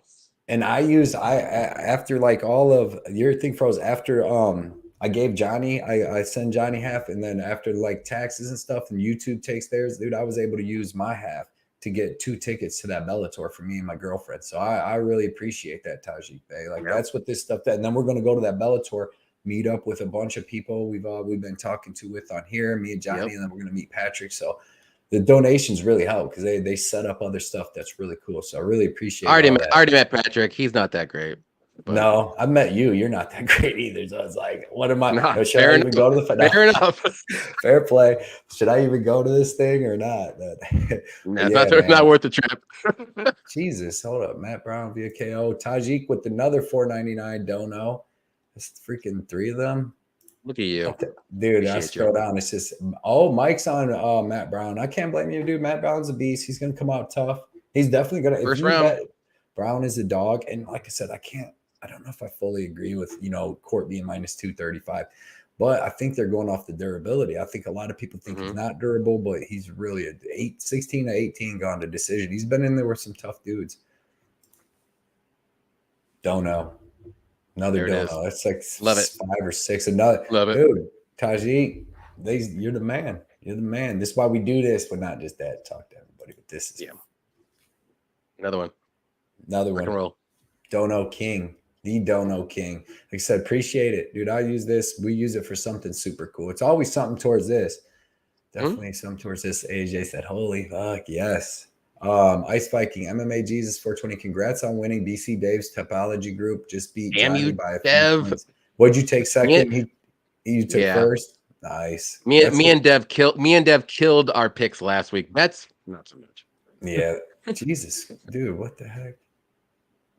Tajik Bey. Dude, that's all the comment. I don't even know what to say because it's all the comments are, dude. I appreciate that. This is really man. Every one of these. This is really appreciated. And the show's brought to you by Tajik Bey. Live bet Heat, everyone. Who's the Heat playing? Knicks. I think they're down like 7 right now, though. That's weird. The Knicks and the Heat are good in basketball. Now, the Heat went to the championship a couple years ago, didn't they? I think that's who LeBron. I think so, like the COVID era or something. Yeah, is that when LeBron and them beat them? Maybe. That's my good tip from AJ. A good tip from Tajik Bey, dude. What the heck? Another one. We appreciate it. Seriously. This guy is the go. This is why everybody says, not even that, but like I said, he puts out great picks. puts out great content, and he supports everybody's channel. This is not. I've seen Tajik Bey take care of so many people in this community, dude, and it's ridiculous. James, what is up? Jim and Amy, what is going on? Yep, he said, "Wait, what's up, guys? Going with Court in this fight, dude has great cardio, and his boxing's good, and he usually has good boxing defense. So I like that, Jim, and appreciate you and Amy coming and hanging out with us on this late Friday night." Jaden said, "I truly think Ulberg is better here. It'll most likely stay standing. Ihor beat an old Shogun. Yeah, he's not a quad. I mean, Negromanu freaking showed that. Like dude, but that was another reason. I mean, I think we're about to get to it, but we'll get to it. We'll get to it. I'm joining you guys live for the main card tomorrow on Patrick's show. Sweet. You're gonna get on the live. Hey, because I think Effie can only do the undercard, right? There we go. Oh, okay. So get on there. If you like props, if you like good props, man, at the main card is going to be there. Tajik Bey. Dude. This so many beers. Amazing. Yes, dude. That's so much. You better go get some bourbon, dude. Yeah. Well, I'm going to now. Not only that, but too, dude, get something at the show. I seriously, when we go to this Bellator, I'm going to buy my girlfriend like a cool shirt, or buy my daughter like a shirt. I like to buy stuff. We have cool shirts. I bought a shirt last time we went. Did you get a hat, or you got that at the? Yeah, I got a hat too. I got a hat at Bellator. I usually don't wear it too much though, but I can wear it. I'll wear it for the week that I'll wear it. The week that we're going, I'm gonna wear a Bellator one. Primus won today. I seen he was fighting a dude named Monir or something, a French dude that was like, was it a French dude or what was his name? Not Monir. It's like Mansour. Yeah, that sounded like a French name. Yeah, I don't remember the last name, but yeah, another underdog. Good pick. Very good pick. Good donation, Tajik Bey. This episode brought to you by Tajik Bey. Like I said, too, you guys go check him out on Twitter and check out his video breakdowns because he's super smart, makes good picks. And he picks underdogs too, man. And he give you the way that the exact way he thinks they're gonna finish. Split decision. I think I've seen he posted. I like his progressive parlays too. Yeah, and he posted his picks today. I think he had like 3 or 4 split decisions on this card, which there's been a million. There's been a couple each card, so check on that on betting too. No way you had Primus winning. Primus, Brett Primus. I'll say it wrong both ways. Yeah, Primus. I don't even know how many that is. That's like at least 10, right? That's crazy. A lot. Appreciate you, Tajik. You're too kind. This is the best show in a while, man. This is an awesome show. Ice Viking. I had Primus at plus 310 and almost hit inside the distance at plus 800. Damn. There we go. All day, baby. Don't doubt Jesus. Everybody go follow Dev too on Instagram and Twitter. And then he's got the MMA breakdowns that he does with Sal the Red on his YouTube. So everybody go check out Dev, man. He gives good underdog picks. He never likes any of my bets, but it's all good because some still win. Yeah. He said, you suck, Cody. But no, he knows his stuff. So everybody check him out. And he's been a part of this community for a long time too. Throw a 10-piece in for the winner, Shafiq said. Yeah. Oh yeah, Cody, I forgot. Are you gonna go to the casino tonight or no?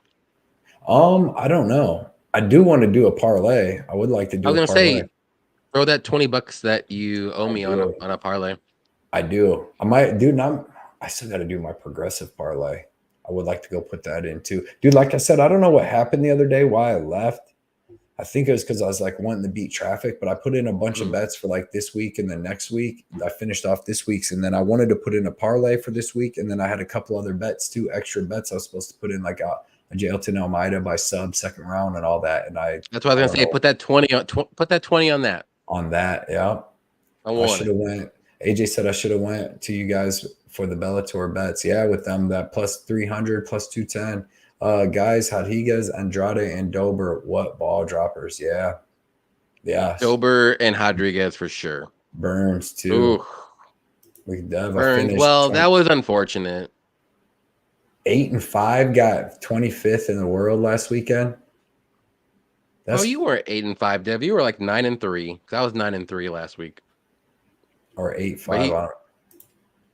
Get my brown all day. Maybe he meant like Bellator. Yeah, I can't blame you on that, Jorge. I mean, that I didn't, George. Today, Yeah, I didn't think that line would go up so much on Court McGee, but like I said, I think he survives and just starts dominating Matt Brown. Cody, get a mushroom style. What's the ones for that? For what? For the mushroom style. What's mushroom? What? What's mushroom style? Cody said, our mushroom said, Cody, get a mushroom style. I'm trying to think. What's up, guys? George said, hoping. What's up, guys? Hopping in and out of the Knicks game. They need to win. They need to win tonight. Well, not for my bets, but Cody, get a mushroom style lunch. Now I will. Now I can. Hey, tomorrow for the fights. You know what? I might have to. That's what I'm into. Get a little spread. Get a little spread going, might, dude. Dude, that's a good idea. I'm gonna be like, because my wife's working, so I'm gonna be like, hanging out by myself. I need to get something good. Yep. That's what I'm gonna have to go get some beer and go get some food before the stream. I'm gonna get some. I'm gonna get some food and and it's all gonna be courtesy of Tajik Bey. There you go. Freaking awesome, dude. Get some good bourbon, dude. I will. I'm gonna be drinking bourbon tomorrow.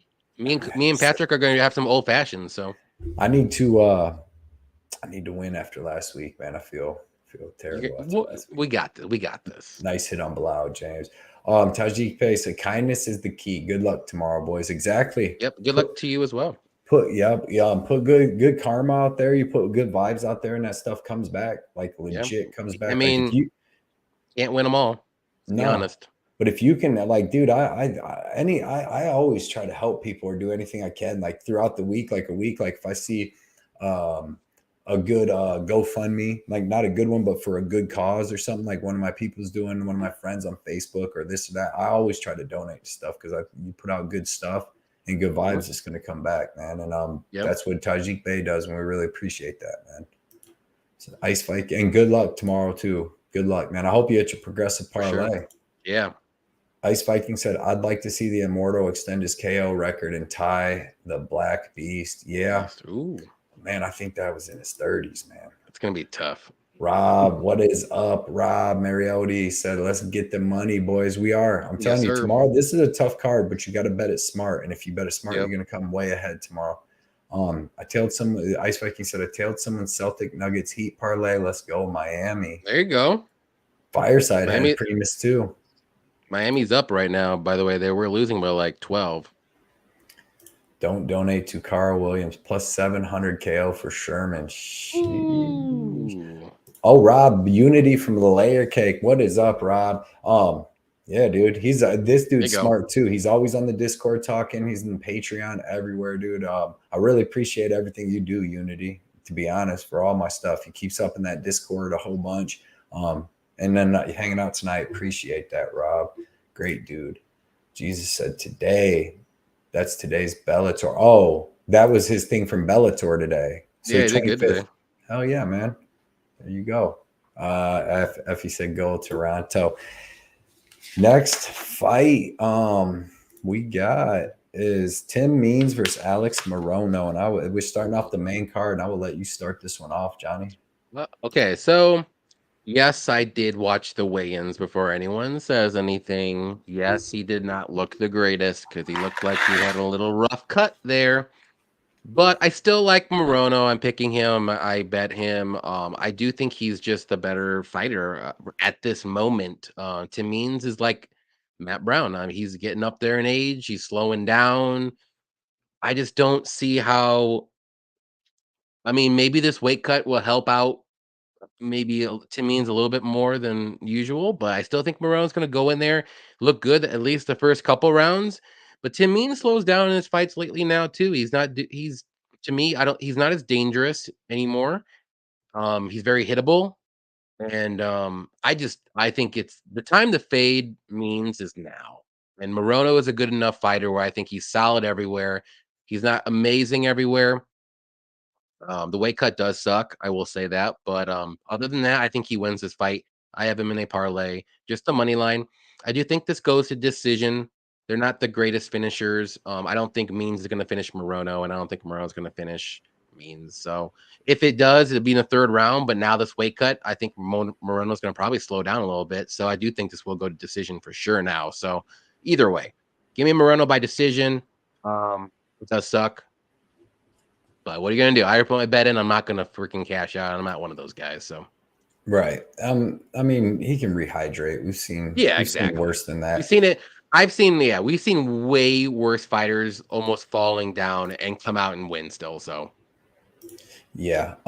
Yeah, man. I'm with you. Tim Means is good, well-rounded fighter, southpaw. You know, he has decent power in his hand. He's got decent wrestling, decent BJJ, but he's older now, and he's definitely slowing down and slower. yeah, a lot. His last fight against Max Griffin, like he was getting hurt and dropped it almost every time he got hit clean. Like he got dropped in almost in every round of that fight. I know the first and second for sure. And the Holland fight too. I was there. Like he was just slow. Yeah, he's definitely slowed down. He's a big dude for the division, but I really like Morono here because I really like Morono's hand speed. I like his boxing. I like his awkward, herky-jerky style of striking. And what he does is like to pull people into his counter strikes. That's why he drops a lot of people. And I think he's going to get that here with Tim Means because Tim Means is constantly following people, trying to put pressure on you, trying to hit you with body shots, grapple you a little bit. But I think Alex Morono uses good footwork, good movement to be able to land clean shots. You've seen him Morono rock Ponzinibbio every round the last fight. He dropped him in the first round, dropped him in the second round, hurt him bad in the third before he got finished. But he came in on short notice. You know, he came in like 5 days notice, was a little out of shape, slowed down a little bit in the third round, and did get caught and get finished. But if he didn't and he would have won that fight, he'd be on a 5-fight win streak right now. You know, these dudes' careers are way different trajectories. You know, Morono's still young. Yeah. What is he? 30, 31? 32 years old. Tim Means is 39. So Morono's in his prime. He did look terrible today going on the scales, but looked a little better at the face-offs. But, you know, he still has almost another 15 hours to get his stuff back. And he's been a professional. He's been doing this for a long time. So he'll be all right. So I'm going to take Morono just with that speed, movement.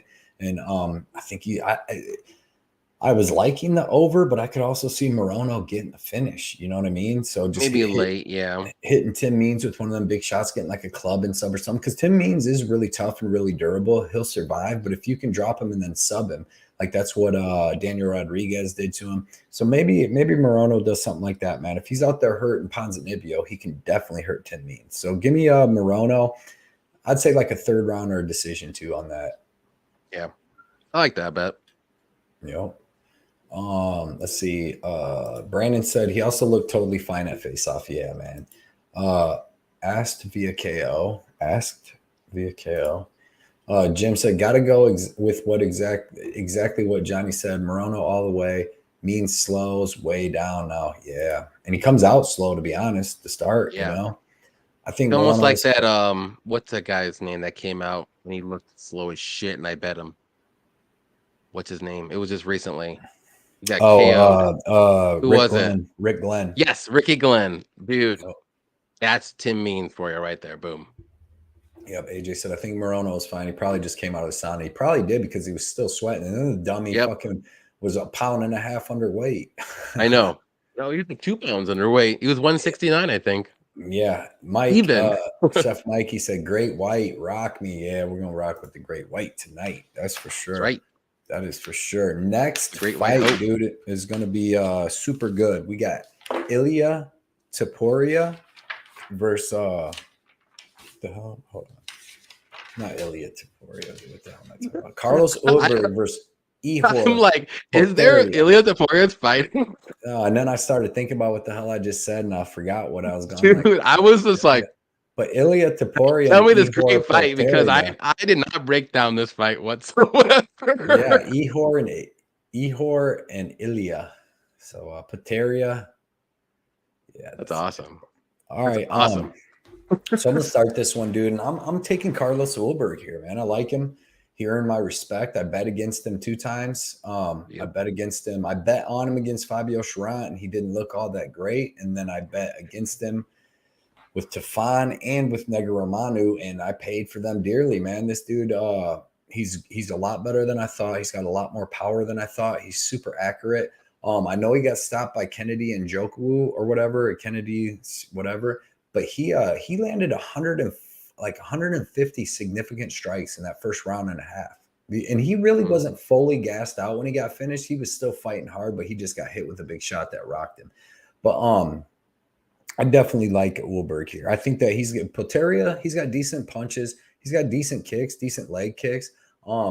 And he's actually pretty tough and durable because he never even hit the ground with what Neguramanu hit him with, dude. And he was hitting him with like holding them clinch flying knees, dude. It was pretty sick what he hit him with, and he never even dropped, but he did get finished. He's got a bad gas tank, and I think Ulberg is going to be able to use this kid's aggression against him. While Ihor is going to be coming forward trying to throw these big looping shots, I think that Ulberg's going to come right down the middle. His left hand, Ulberg's lead left hand is sick, dude. He did like what he put Neguramanu out with was a straight left jab, and then he came around with a left hook with the same hand, hit him with 2 shots, and that's what really hurt him, dude. And then the same thing with Tafan. He hurt Tafan with a giant jab too, and I think he's going to be able to catch Potieria coming in. I don't think Potieria is all that good. I think that he looked decent against a 43-year-old Shogun, but he was still cracked in that fight a little bit. So I think that, and then him celebrating on Shogun in Brazil like that when you beat up an old man. I hope Ulberg knocks this kid's head off in the first round. Yeah. Who do you got?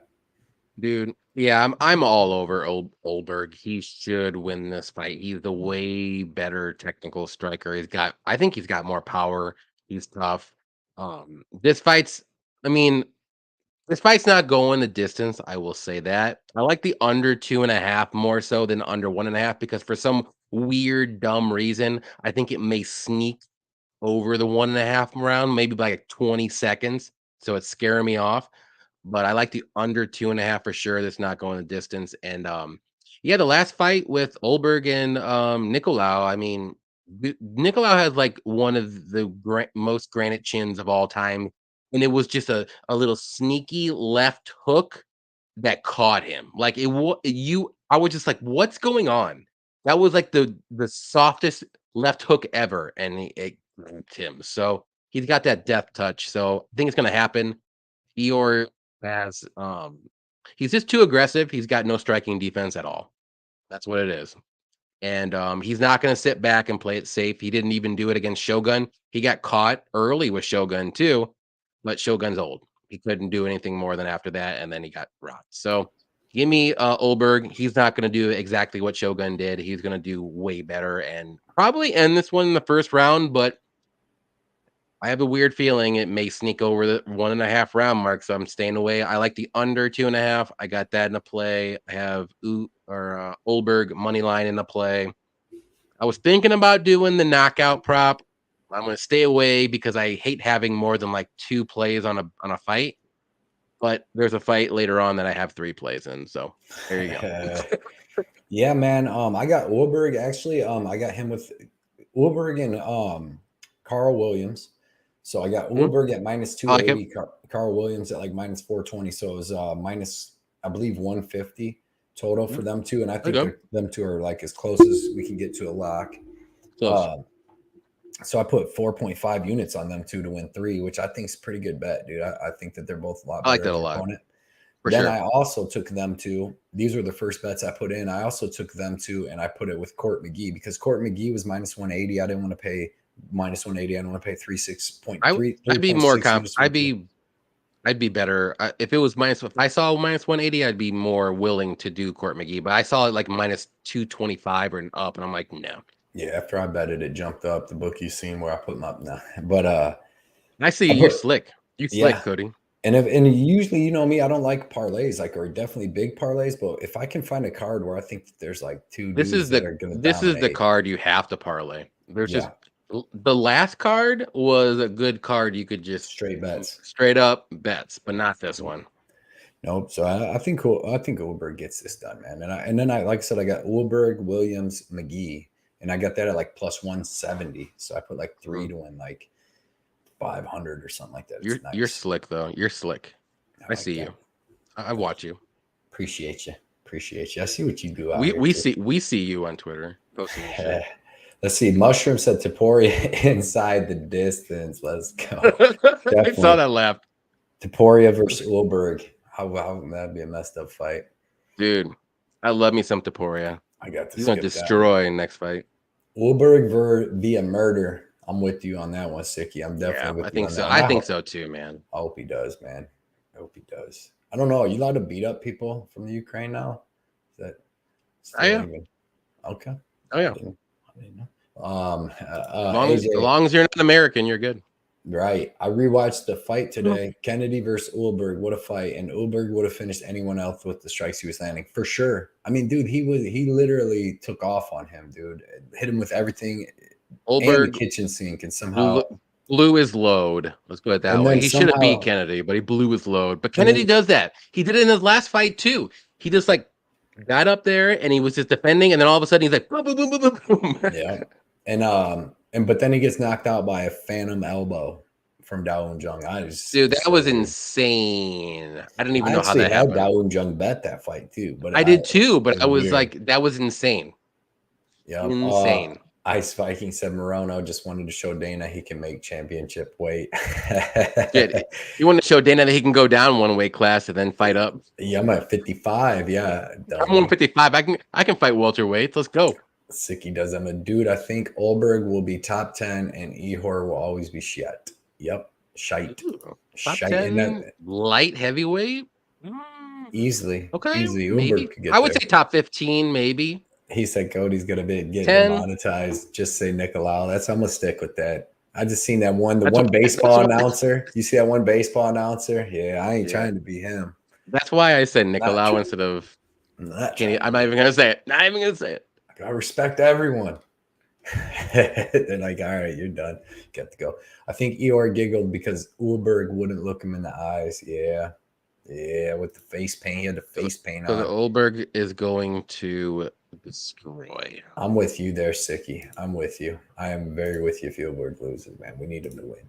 Jaden, Ulberg should be able to finish, but I'd just add money line in a parlay just to be safe. Because like Johnny said, he can take his time. He's been known like with Sharon, take what you That was crazy because I really thought he should have knocked Sharon out. Like anyone. Well, see, I'll tell you exactly what happened in that fight. I bet Ulberg. Anybody can go watch this fight right now. I'll tell you exactly what happened in that fight. I bet under. Did you see? Well, see, here's what happened is Ulberg hit Sharon with a big ass punch, dude, in the middle till the end of the first round. And after that, Sharon didn't throw another punch the rest of the fight. Like he was just like dancing around. He didn't want to get hit again, dude. And so like he didn't come at Ulberg at all. He just like walked around. Go watch. He threw like 5 punches after that. So Ulberg just took the easy win. He was coming off that loss.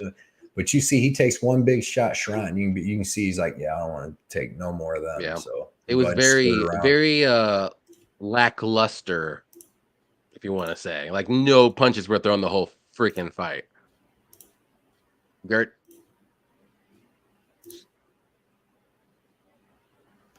Mushroom, conjunctivitis, Carpa. I don't. Other ones. People going crazy. People going crazy. It's getting out of control. Next, do we have our guy? Do we have our guy Rodrigo in this chat? I think we do. Next fight, very highly contested. Daniel Rodriguez versus Ian Machado Garry. I'll let you start this one. Well, this is the fight that I have 3 plays on. I'm very confident in a weirdly confident way that Garry wins this fight. I like his striking a little bit more. I think he's slicker. He's 10 years or more younger right now. Rodriguez, he's a good striker. We all know that, but I think he's getting up there. 36 years old. He's been in a lot of injuries. He's slowing down. His last couple fights, I do not like what I see. He should have lost the Jing Liang fight. I think he did not win that fight at all. And he was slowing down in the Magny fight and he got subbed. So he's going to be good in the first 2 rounds, I'll tell you that. But after that, it's dicey. And Garry seems to be a slow starter in the first round, but he gets stronger as the fight goes on. So give me the younger guy here with Ian Garry. I like his combos better. I think Rodriguez at this stage in his career, you got Boston beans, baked beans. You are so old. Ugh. Jesus, that went sideways. I thought you were going to compliment me. Dude, we are almost the same age, but man, you are so old. That's so good, dude. Anyways, threw me off track. Give me Ian Garry to win. I think he throws better combos. I think I was saying D-Rod at this moment in his career, he's just more so a jab 1-2 guy. He doesn't really do anything more than 1-2, and that's about it. Garry does 1-2-3-4, 1-2-3, has leg kicks. Yeah, he can make a mistake. He's shown some mistakes in his fights. He can get dropped but both guys are tough. So I think this fight will go to decision. I think it'll be a close decision. 29-28, Garry. I think it's going to be so. Let me Garry to win by decision. Yeah, man. I like that. I'm seeing it the same way. Daniel Rodriguez, like you said, 36 years old. Great boxing. That's really all he uses. He's got phenomenal boxing. He's got, like you said, a good 1-2. He's got good hooks. He'll throw a ton of volume. But he's pretty one-dimensional, and he doesn't seem to be getting better, and actually seems to be getting worse in his last couple fights. But the thing that maybe seems like he's getting worse is because he stepped up in competition. You know, a lot of his fights earlier in his career where he was really beating up people was like Preston Parsons on short notice, Gabe Green, Dwight Grant, people like that. You know what I mean? And when he stepped up in competition to Jing Liang, and he was way bigger than him there, but he was out of shape. But it looked like he lost that fight. He made it close. And then against Neil Magny, he had a good fight. He had Neil hurt in the second round. It was back and forth. But just the grappling, the constant pressure and pace of Neil Magny wore on him. And that was really the first time I've ever seen D-Rod actually like gas out, you know. And he didn't really gas out. He just that was a grueling fight, and he ended up getting taken out in the third by Neil Magny. Neil Magny's a tough dude. But in this fight, like, it's going to be a good fight. I see it going to decision because both these dudes are super durable, and neither one's really the one-shot knockout guy. You know, they're more value. You have to piece them up, yeah. Yeah, and they're technical strikers. But like Ian, Garry, dude, he's got really good hands. He's got long, good striking. You've seen him knock out Jordan Williams. He's got some good pop on his punches, and he's really technical. But he's got excellent leg kicks. That's what he was beating up Kenan Song with last fight. And just tearing him up with them lead leg kicks, man, calf kicks. And that, I think he's going to be able to use them on Daniel Rodriguez here, because Daniel Rodriguez is going to be coming forward heavy on his lead leg, throwing a southpaw boxing. But Ian Garry is going to be just countering that, you know, countering the boxing. That's how you counter a jab, hit him with a leg kick. So I just think that Gary's has way more weapons here. He's going to be a lot faster. He's the younger guy by like 10 years. He's going to be faster, has way more of a toolbox, and I think he's going to tear up that lead leg on Daniel Rodriguez, which is going to make him more gun shy. And I don't really see any grappling in this fight, but I do see a nice striking battle. It's not going to be a big volume striking match because both guys are going to be countering each other, you know. So expect a more lower output, but really technical, good fight. And I really expect Ian Garry to win this using them leg kicks. I think that's going to show the judges, you know, that he's hitting the more powerful shots with the leg kicks, because the boxing is going to be pretty fair, pretty even. So give me Ian Garry, and I got Ian Garry by points at +120, and I also bet that the fight goes to decision. So if some fuckery happens, and that's another thing, I like Ian Garry too, like the judges, and if there's any fuckery or, you know, the fix is in, it's going to be for Ian Garry or like a Patty Pimblett over Daniel Rodriguez, 36 years old. So this is the fight where I'm most exposed. I have 3 plays in that I said earlier. I have Ian Garry money line in a parlay. I have the fight to start round 3 in a parlay, and I also have D-Rod plus 3.5 point spread, because I do think this fight is going to go decision, and Ian Garry is not going to win a 30-27 decision. It's going to be 29-28, maybe even a split. So what I got, 3 plays here. 3 of 5 of Ian Garry's last 5 fights went to decision, and 4 of 6 of Rodriguez. And anytime Rodriguez has fought anybody that's like Mike Perry, like the tougher dudes, it's went to decision, other than like I said, the Neil Magny. But that was a ton of grappling that was put on him, and Neil's got pretty good grappling if he's not fighting Burns or Shavkat. So Mushroom said he's got Garry by decision. I like that. Said Boston baked beans, yum. I'm old. They're bomb, dude. Boston baked beans are phenomenal treat. That's sugar coating, get you. Yeah, man. AJ, I love Garry by decision, but for some odd reason, my gut is telling me D-Rod gets hurt this fight. Maybe a head kick. I don't know. Could be wrong. I hope so. If anything, if it's third round knockout, it has to be. It can't be. I'd be shocked if it's first or second. I think I don't think D-Rod's tough as they come, dude. He's never. I know. That's what I'm saying. He has to gas himself out or something in the third round, and then Garry just lands like a 1-2-3 and he's out or something. I like that. Yeah, I like that play. I seen Prop posted that. Yeah, I like that a lot. Yep, I like it. Jordan said Ian really got into D-Rod's head this week, giving him pizza and all that. Took insane damage, though. Hard to pick him money line for the odds. Ian should win. Yeah. Yeah, D-Rod at plus 200 something is completely disrespectful. Easy plus money if you ask me. Yeah, I can't blame anybody taking D-Rod at that plus money, but No, it's I like don't either. people know something or something. Like some knows something because just like I with the think, Court McGee one, like it doesn't seem like he should be that big of a favorite, but it's like somebody put a yeah. lot of money on there knowing something. Well, Maybe. another thing too, and I'm not saying Jumbo Loco is in this crowd by any means, but a lot of people are waiting for the time to fade Ian Garry, and trust me, I am one of those guys. But I just think this is not the fight to completely fade him. Yes, this is a step up, but I think this is a step up to where he can perform his level of and then still win the fight. Like he's not fighting a completely crazy fighter that's gonna like throw him off like a grappler or a wrestler or something like that. Right. Then we're talking.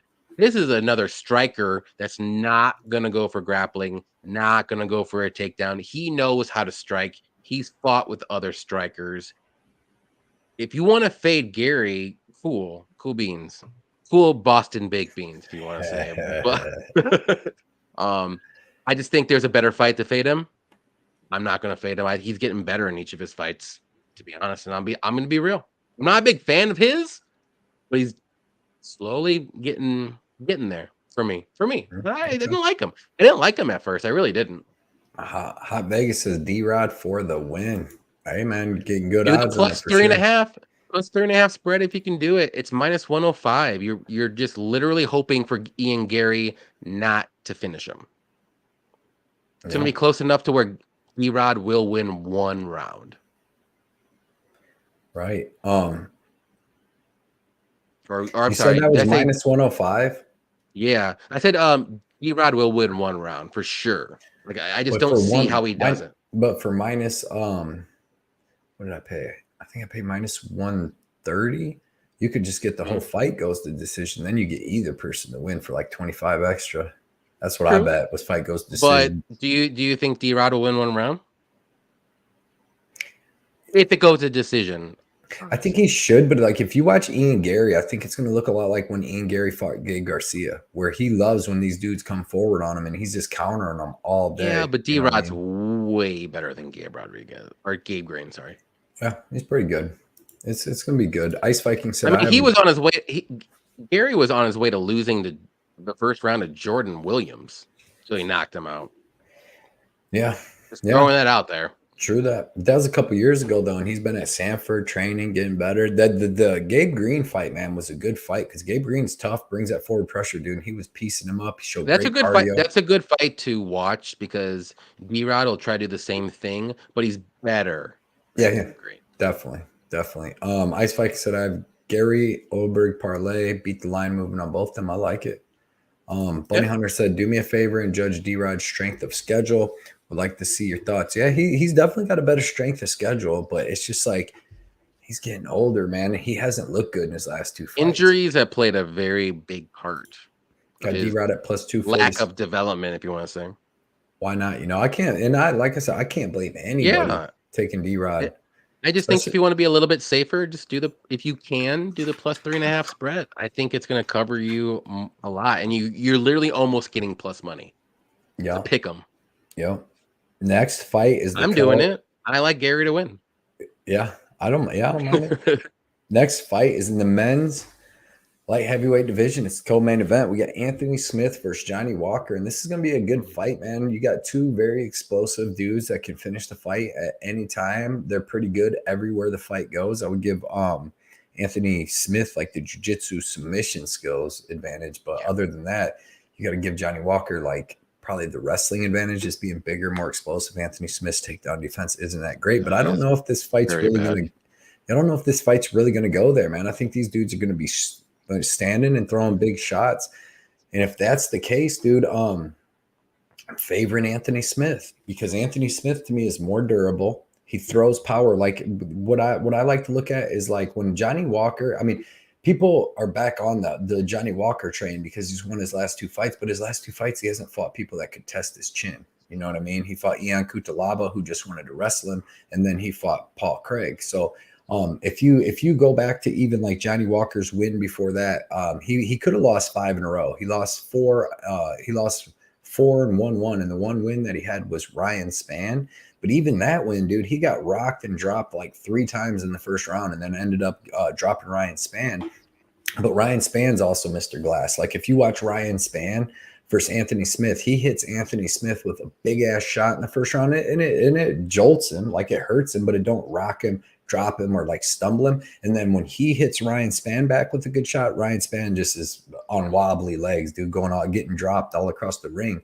And I just think that Anthony Smith has the power that's definitely, and he's good. Like you even seen against Jimmy Crute, man, powerful leg kicks, good striking power. He's finished 33 of his 36 wins. Pretty fair split too, you know, like 15, 16 submissions to 15 knockouts, something like that. So I'm going to take Anthony Smith. I know Johnny Walker is dangerous. I know he's got really good striking, really explosive, really powerful, but I just don't see him knocking Anthony Smith out with like a flying knee or spinning back fist or none of that. I think Anthony Smith is a dog too, and he's super well-rounded, the better experience overall. And I think he's going to be the more durable guy. So give me Anthony Smith, and let me give him by club and sub in that second round. Right on. Yeah, I agree with everything. This is a very close fight, very tough to pick. It's a pick 'em for a reason. I'm gonna go with Walker though. Injury with Anthony Smith kind of worries me a bit with his ankle. Walker's been looking decent lately. He's off the CBD. He's a mythical fighter, if you want to say. Um, he's gonna be the bigger guy on the feet, so it's gonna give a little Anthony some problems. But I think, like you said, I do think if Walker wants to take this fight to the mat, I think he can get this fight to the mat. Does he want to though? I don't think he should, because he's going to have the disadvantage there with Anthony's BJJ. But that's always something to look at too. I do think this fight will play out on the feet though, and I just think the more dangerous guy on the feet, whether he has the better chin or not, is Walker. So I do think he's going to be able to catch him maybe, and then just end it, maybe the ref will just stop it. No, I'm not saying Anthony Smith is gonna get knocked out cold or anything, but he just won't be able to defend himself, and I think Walker will be able to get the finish. I don't think this fight will go to decision. I do not like the under 1.5 in this fight. It's very scary to me. Under 2.5 is a better look. Even if fight doesn't go the distance, is even better than that. I got that in the super safe parlay. Other than that, I mean, this fight can go either way. I do think either fighter is going to finish this fight, though. I will say that. And that's why I did this fight doesn't go the distance for a bet. Yeah, I don't mind that.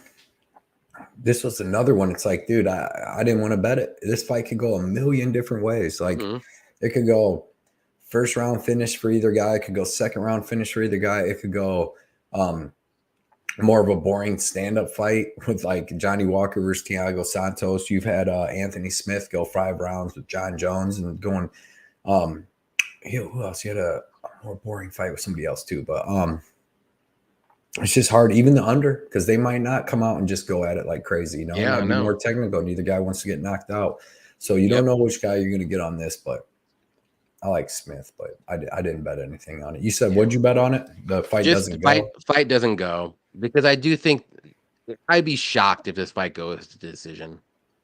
Yeah. Maybe after like the first round, if they're just really safe and they don't want to get knocked out. The second round, they're going to come out. They're going to be, all right, F this. One of them is going to go for it. So probably Johnny Walker, and we'll see what happens. Right. Jaden said, no disrespect on Johnny. Yeah, no, I definitely don't want to disrespect none of these fighters, man, especially none of these good ones like that. Brandon said, I think this would be a good fight. I don't really get Smith refusing to shake hands at face-offs. Not that it really matters, but I've not seen any bad blood to warrant it, right? He did that with Ryan Spann. Remember after the fight, he was getting in Ryan Spann's face, talking shit after he knocked him out and stuff. Yeah. So I don't know. Smith probably thinks he gets a title shot with the win. I don't think he should, because you still got Blachowicz, Magomed, you got Yuri, you got all these dudes. Yeah, he's been out for a while. Yeah, he got an ACL or whatever, so he should be coming back soon, though. Yeah, I said I would not be shocked if D-Rod pulls it off. Yeah, I couldn't. I wouldn't either. Well, I did 3.5. Yeah. You picked you like Walker too. I think we'll say because you like Rozenstruik next, so. Hell no. Yeah. Even if I Oh, he did, said, "Come I out." wouldn't pick him. Luke, he said, "What is up, y'all?" He's like, "I'm here in Charlotte for the fights. Let's There go." you Hell go. yeah, Luke. I hope you have a great time at them fights, man. Should be fun. I hope you win your bets. I always have bad luck when I'm at the fights that I bet on, which would have been Yeah, just I think both events that I went to, I was very close to like just barely winning or barely losing. So I was very even money. right. Yeah. MMA Joey, what is up? He said, "What's There you up, go. guys?" So what's good with you? Chilling, having a good time, man, burning some time. Would be the fights to be starting here in 14 hours. Can't wait. Everybody check Yep. out MMA Joey, dude, on Twitter, on YouTube, puts out great Yep. breakdown videos, all kinds of great live shows, all kinds of great stuff. For sure. Excellent content. And we're hopefully we'll get him on a show someday because Yeah. that'd be super fun, man. He's a good dude and he really knows his stuff and he puts in a lot of time. So everybody check out MMA Joey, Twitter, YouTube, watch the videos, definitely knows what's up. Mikey said Walker is going to dazzle Slow of Mine in half a round before he lets him retire to the shadow realm. Okay. He's all over I like Johnny it. Walker, man. Okay. I like All it. right. I'll take anything that doesn't go to decision. We're good. Yep. Main event time, Johnny. Jairzinho Rozenstruik versus Jailton Almeida. Who do you got? What do you like here? Rozenstruik, first round knockout. Now, I'm gonna go Almeida here. Is there a possibility that can happen? Yes, but I just don't think it will. Um, I think it's gonna take some time for Almeida. I think they're both gonna. I talked about it a little bit earlier in the show, but I think they're gonna take their time a bit, maybe feel each other out the first minute or two.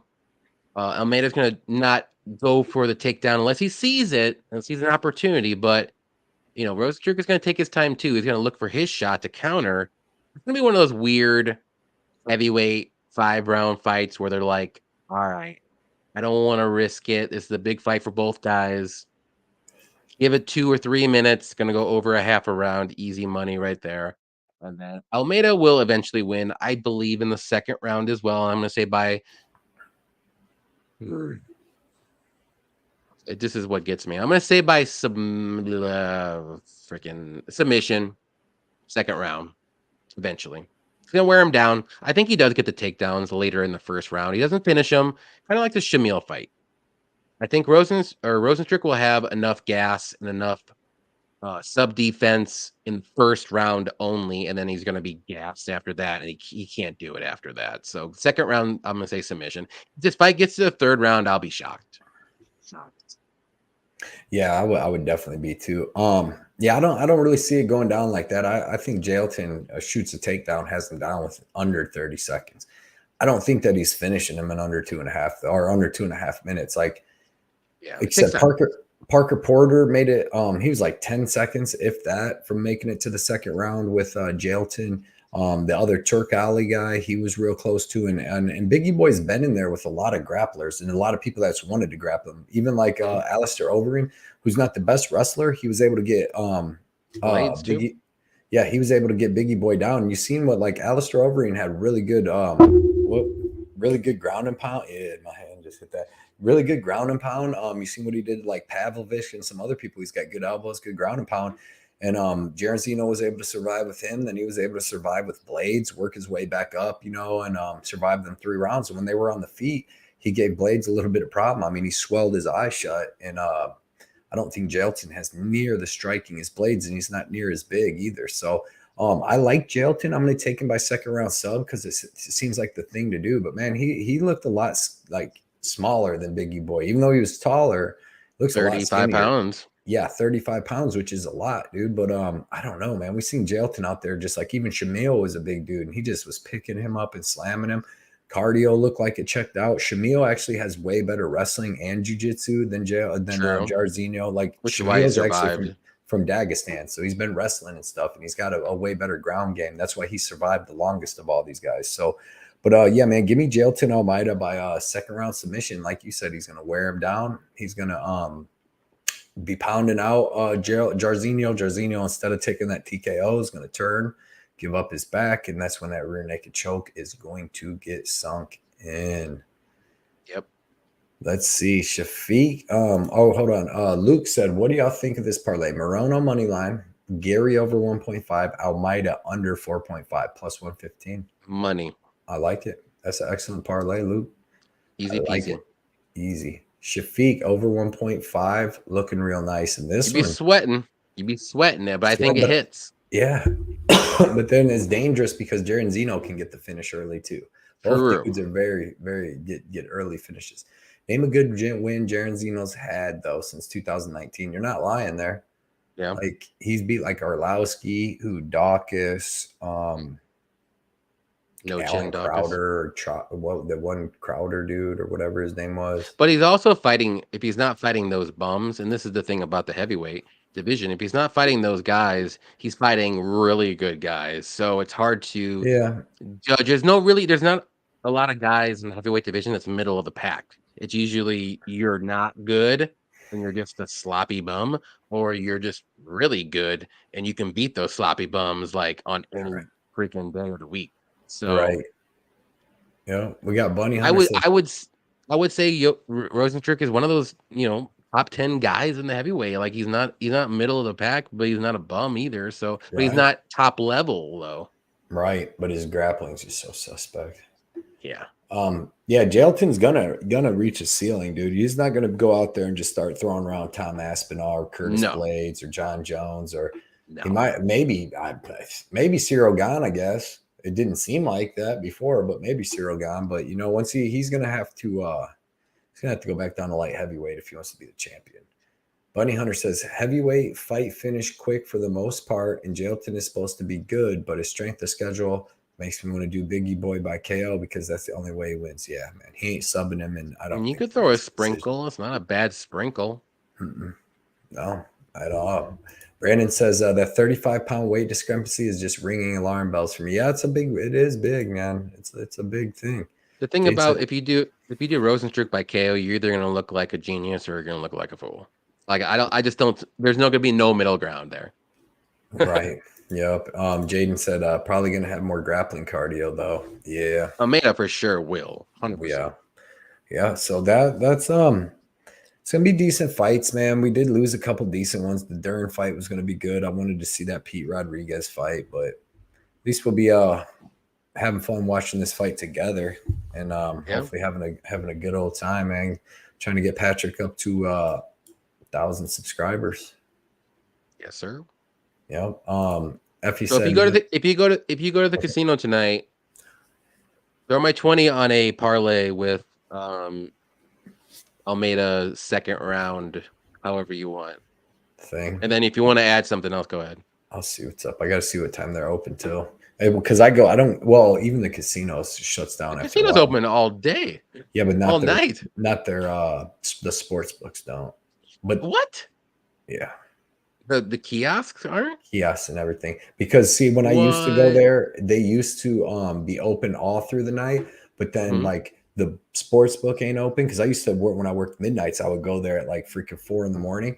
But then the sports book wasn't open. And then like the one time I went and I put like $500 in the machine and it only gave me credit for 200. So then I had to go to the cashier, get these. The security had to like run tape and do all this shit. And I think they probably just got sick because like their sports book really like fully isn't run by that. It's ran by that casino, but they don't make no money off of it. Like it goes back to Vegas or some shit they tell me because I don't really like, even though I put in all these bets and I do get points, I don't get like the same points as if you played like that casino slot machine. Yeah, because they said some, even though it's a Caesar Sportbook thing, it's not like theirs or some weird shit. The other place I go, the Winner's Circle, they close at like 10 or 11 at night.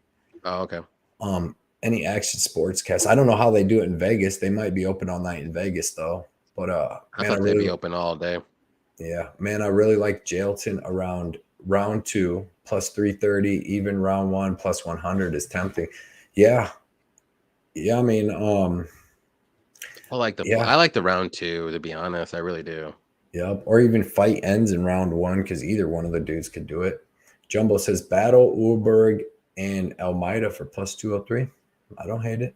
That battle fight's gonna be a good fight, man. If you can get to the battle, if you get the battle one, you're good in the other two. Yeah.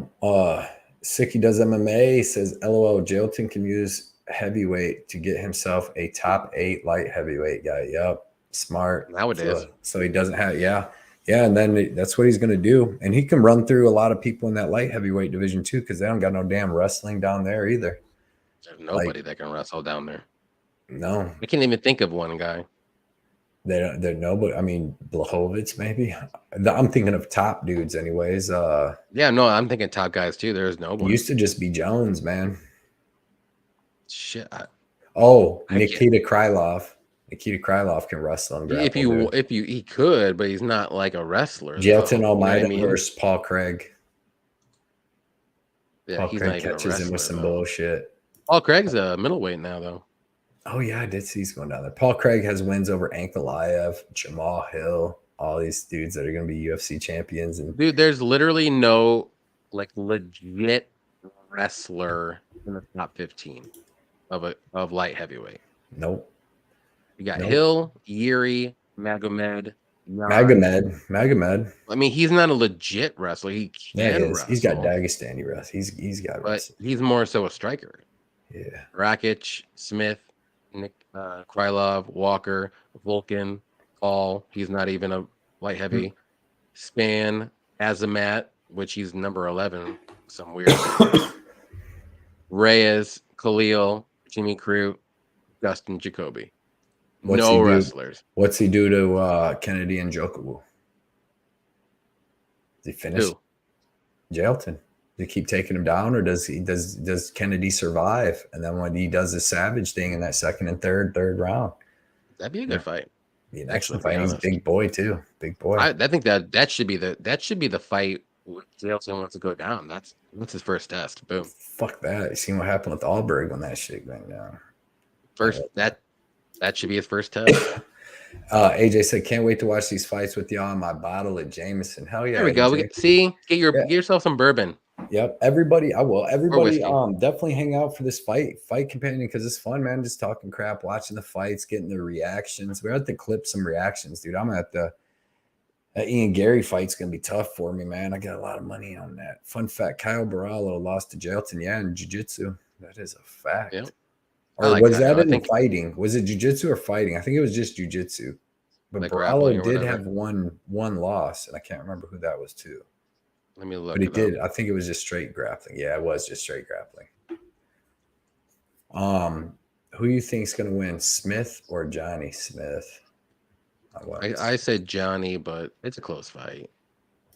Maybe by the time tomorrow starts, maybe we'll get to a shoey on that. Yeah, he lost to Jailton.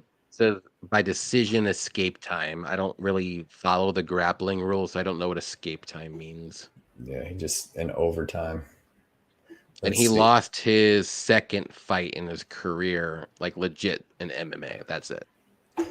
So that's good matchmaking. That sounds like a fun fight. Yeah. Yep. I would watch it. I got my money on Johnny. I can't blame you. It's going to be a good fight, man. Pick him. I think it's a pick him for a reason. Yep. Jaden Kennedy's like a hevier Jalen Turner. Yep. He's a big dude, man. 6'5". He's sneaky. Like I can't wait till you see who he fights next, because he's going to be moving up the divisions. But he's got to watch himself, because when he moves up to these some real power punchers, but I don't know. There's not that many. Like we need another Rumble Johnson.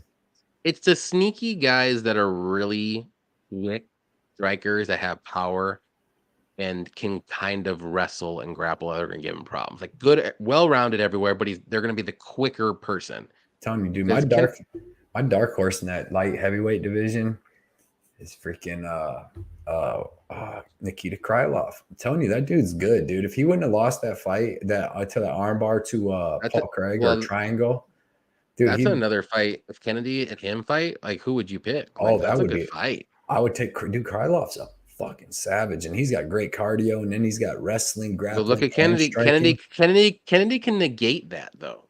That's the thing about it. Well, he's more durable too, in my opinion, because like Kennedy, dude, when you get stopped by Dalun Jung like that, and then have that tough fight with Nicolau, I ain't gonna say the rest, but like he got even with the point deduction, he lost that split decision or whatever majority. But like, I don't know. I can't wait though. I do want to see what the future holds for Kennedy, because I'm high on him. Jailton Yeah. Kennedy and Dustin Jacoby would be a very good fight to watch. Yeah. Yeah. Top Yeah, that would be a 15. good fight. Jacoby's number 15. Kennedy and Get him in there. Azamat. Now you need Azamat, though. Yeah, Azamat, he's number 11, so I don't know if he's looking. What'd you see Kennedy is? What's Kennedy? Kennedy's not even ranked yet. So That's I think if crazy. he wants to get ranked, How the hell is because Azamat Dustin beat Jacoby. Yeah, that'd be a good fight. That'd be a good fight. I think it would be a good matchmaking fight to get him in the top 15, and then Azamat. Yeah, dude. Johnny is big, man. He's a freaking big dude. I don't know how he makes 205 that easy. 6'5", big ass dude. Random, but do you guys actually think Hawes or Henry takes a fight with Merab? Maybe. You know, I don't know. I don't know if he's gonna fight. I don't think so. Because I don't know. Because dude, if you fight him and then he's wanting to get another title shot and all that, you're talking another year and a half of fighting. But I'd watch it. I would watch it. That's for sure. Let me look real quick because Cody Stamann lock says MMA Jesus lock of the night. Cody Stamann, man, love it. I'll take it. Ice Viking said great show and great chat today. Good luck on everybody's bets. Yeah, man, we appreciate all you guys coming out, hanging out with us. We had a great time tonight, man. Awesome time, awesome chat, smart chat, some weird stuff on there. Got some awesome tips. It was a good night. Feces talk. That was weird.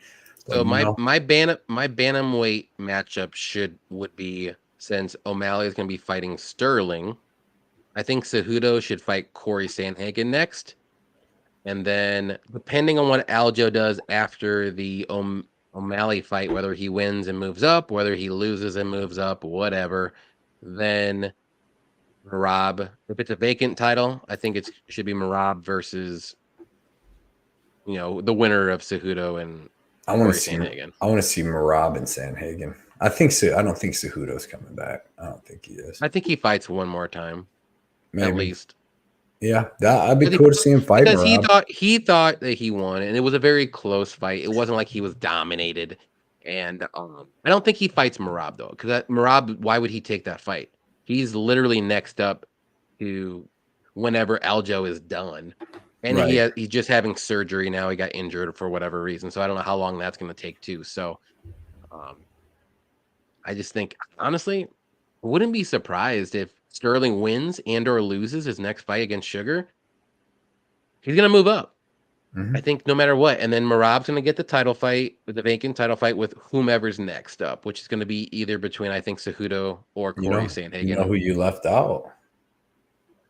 Who? There's nobody else. Where's your boy Umar at?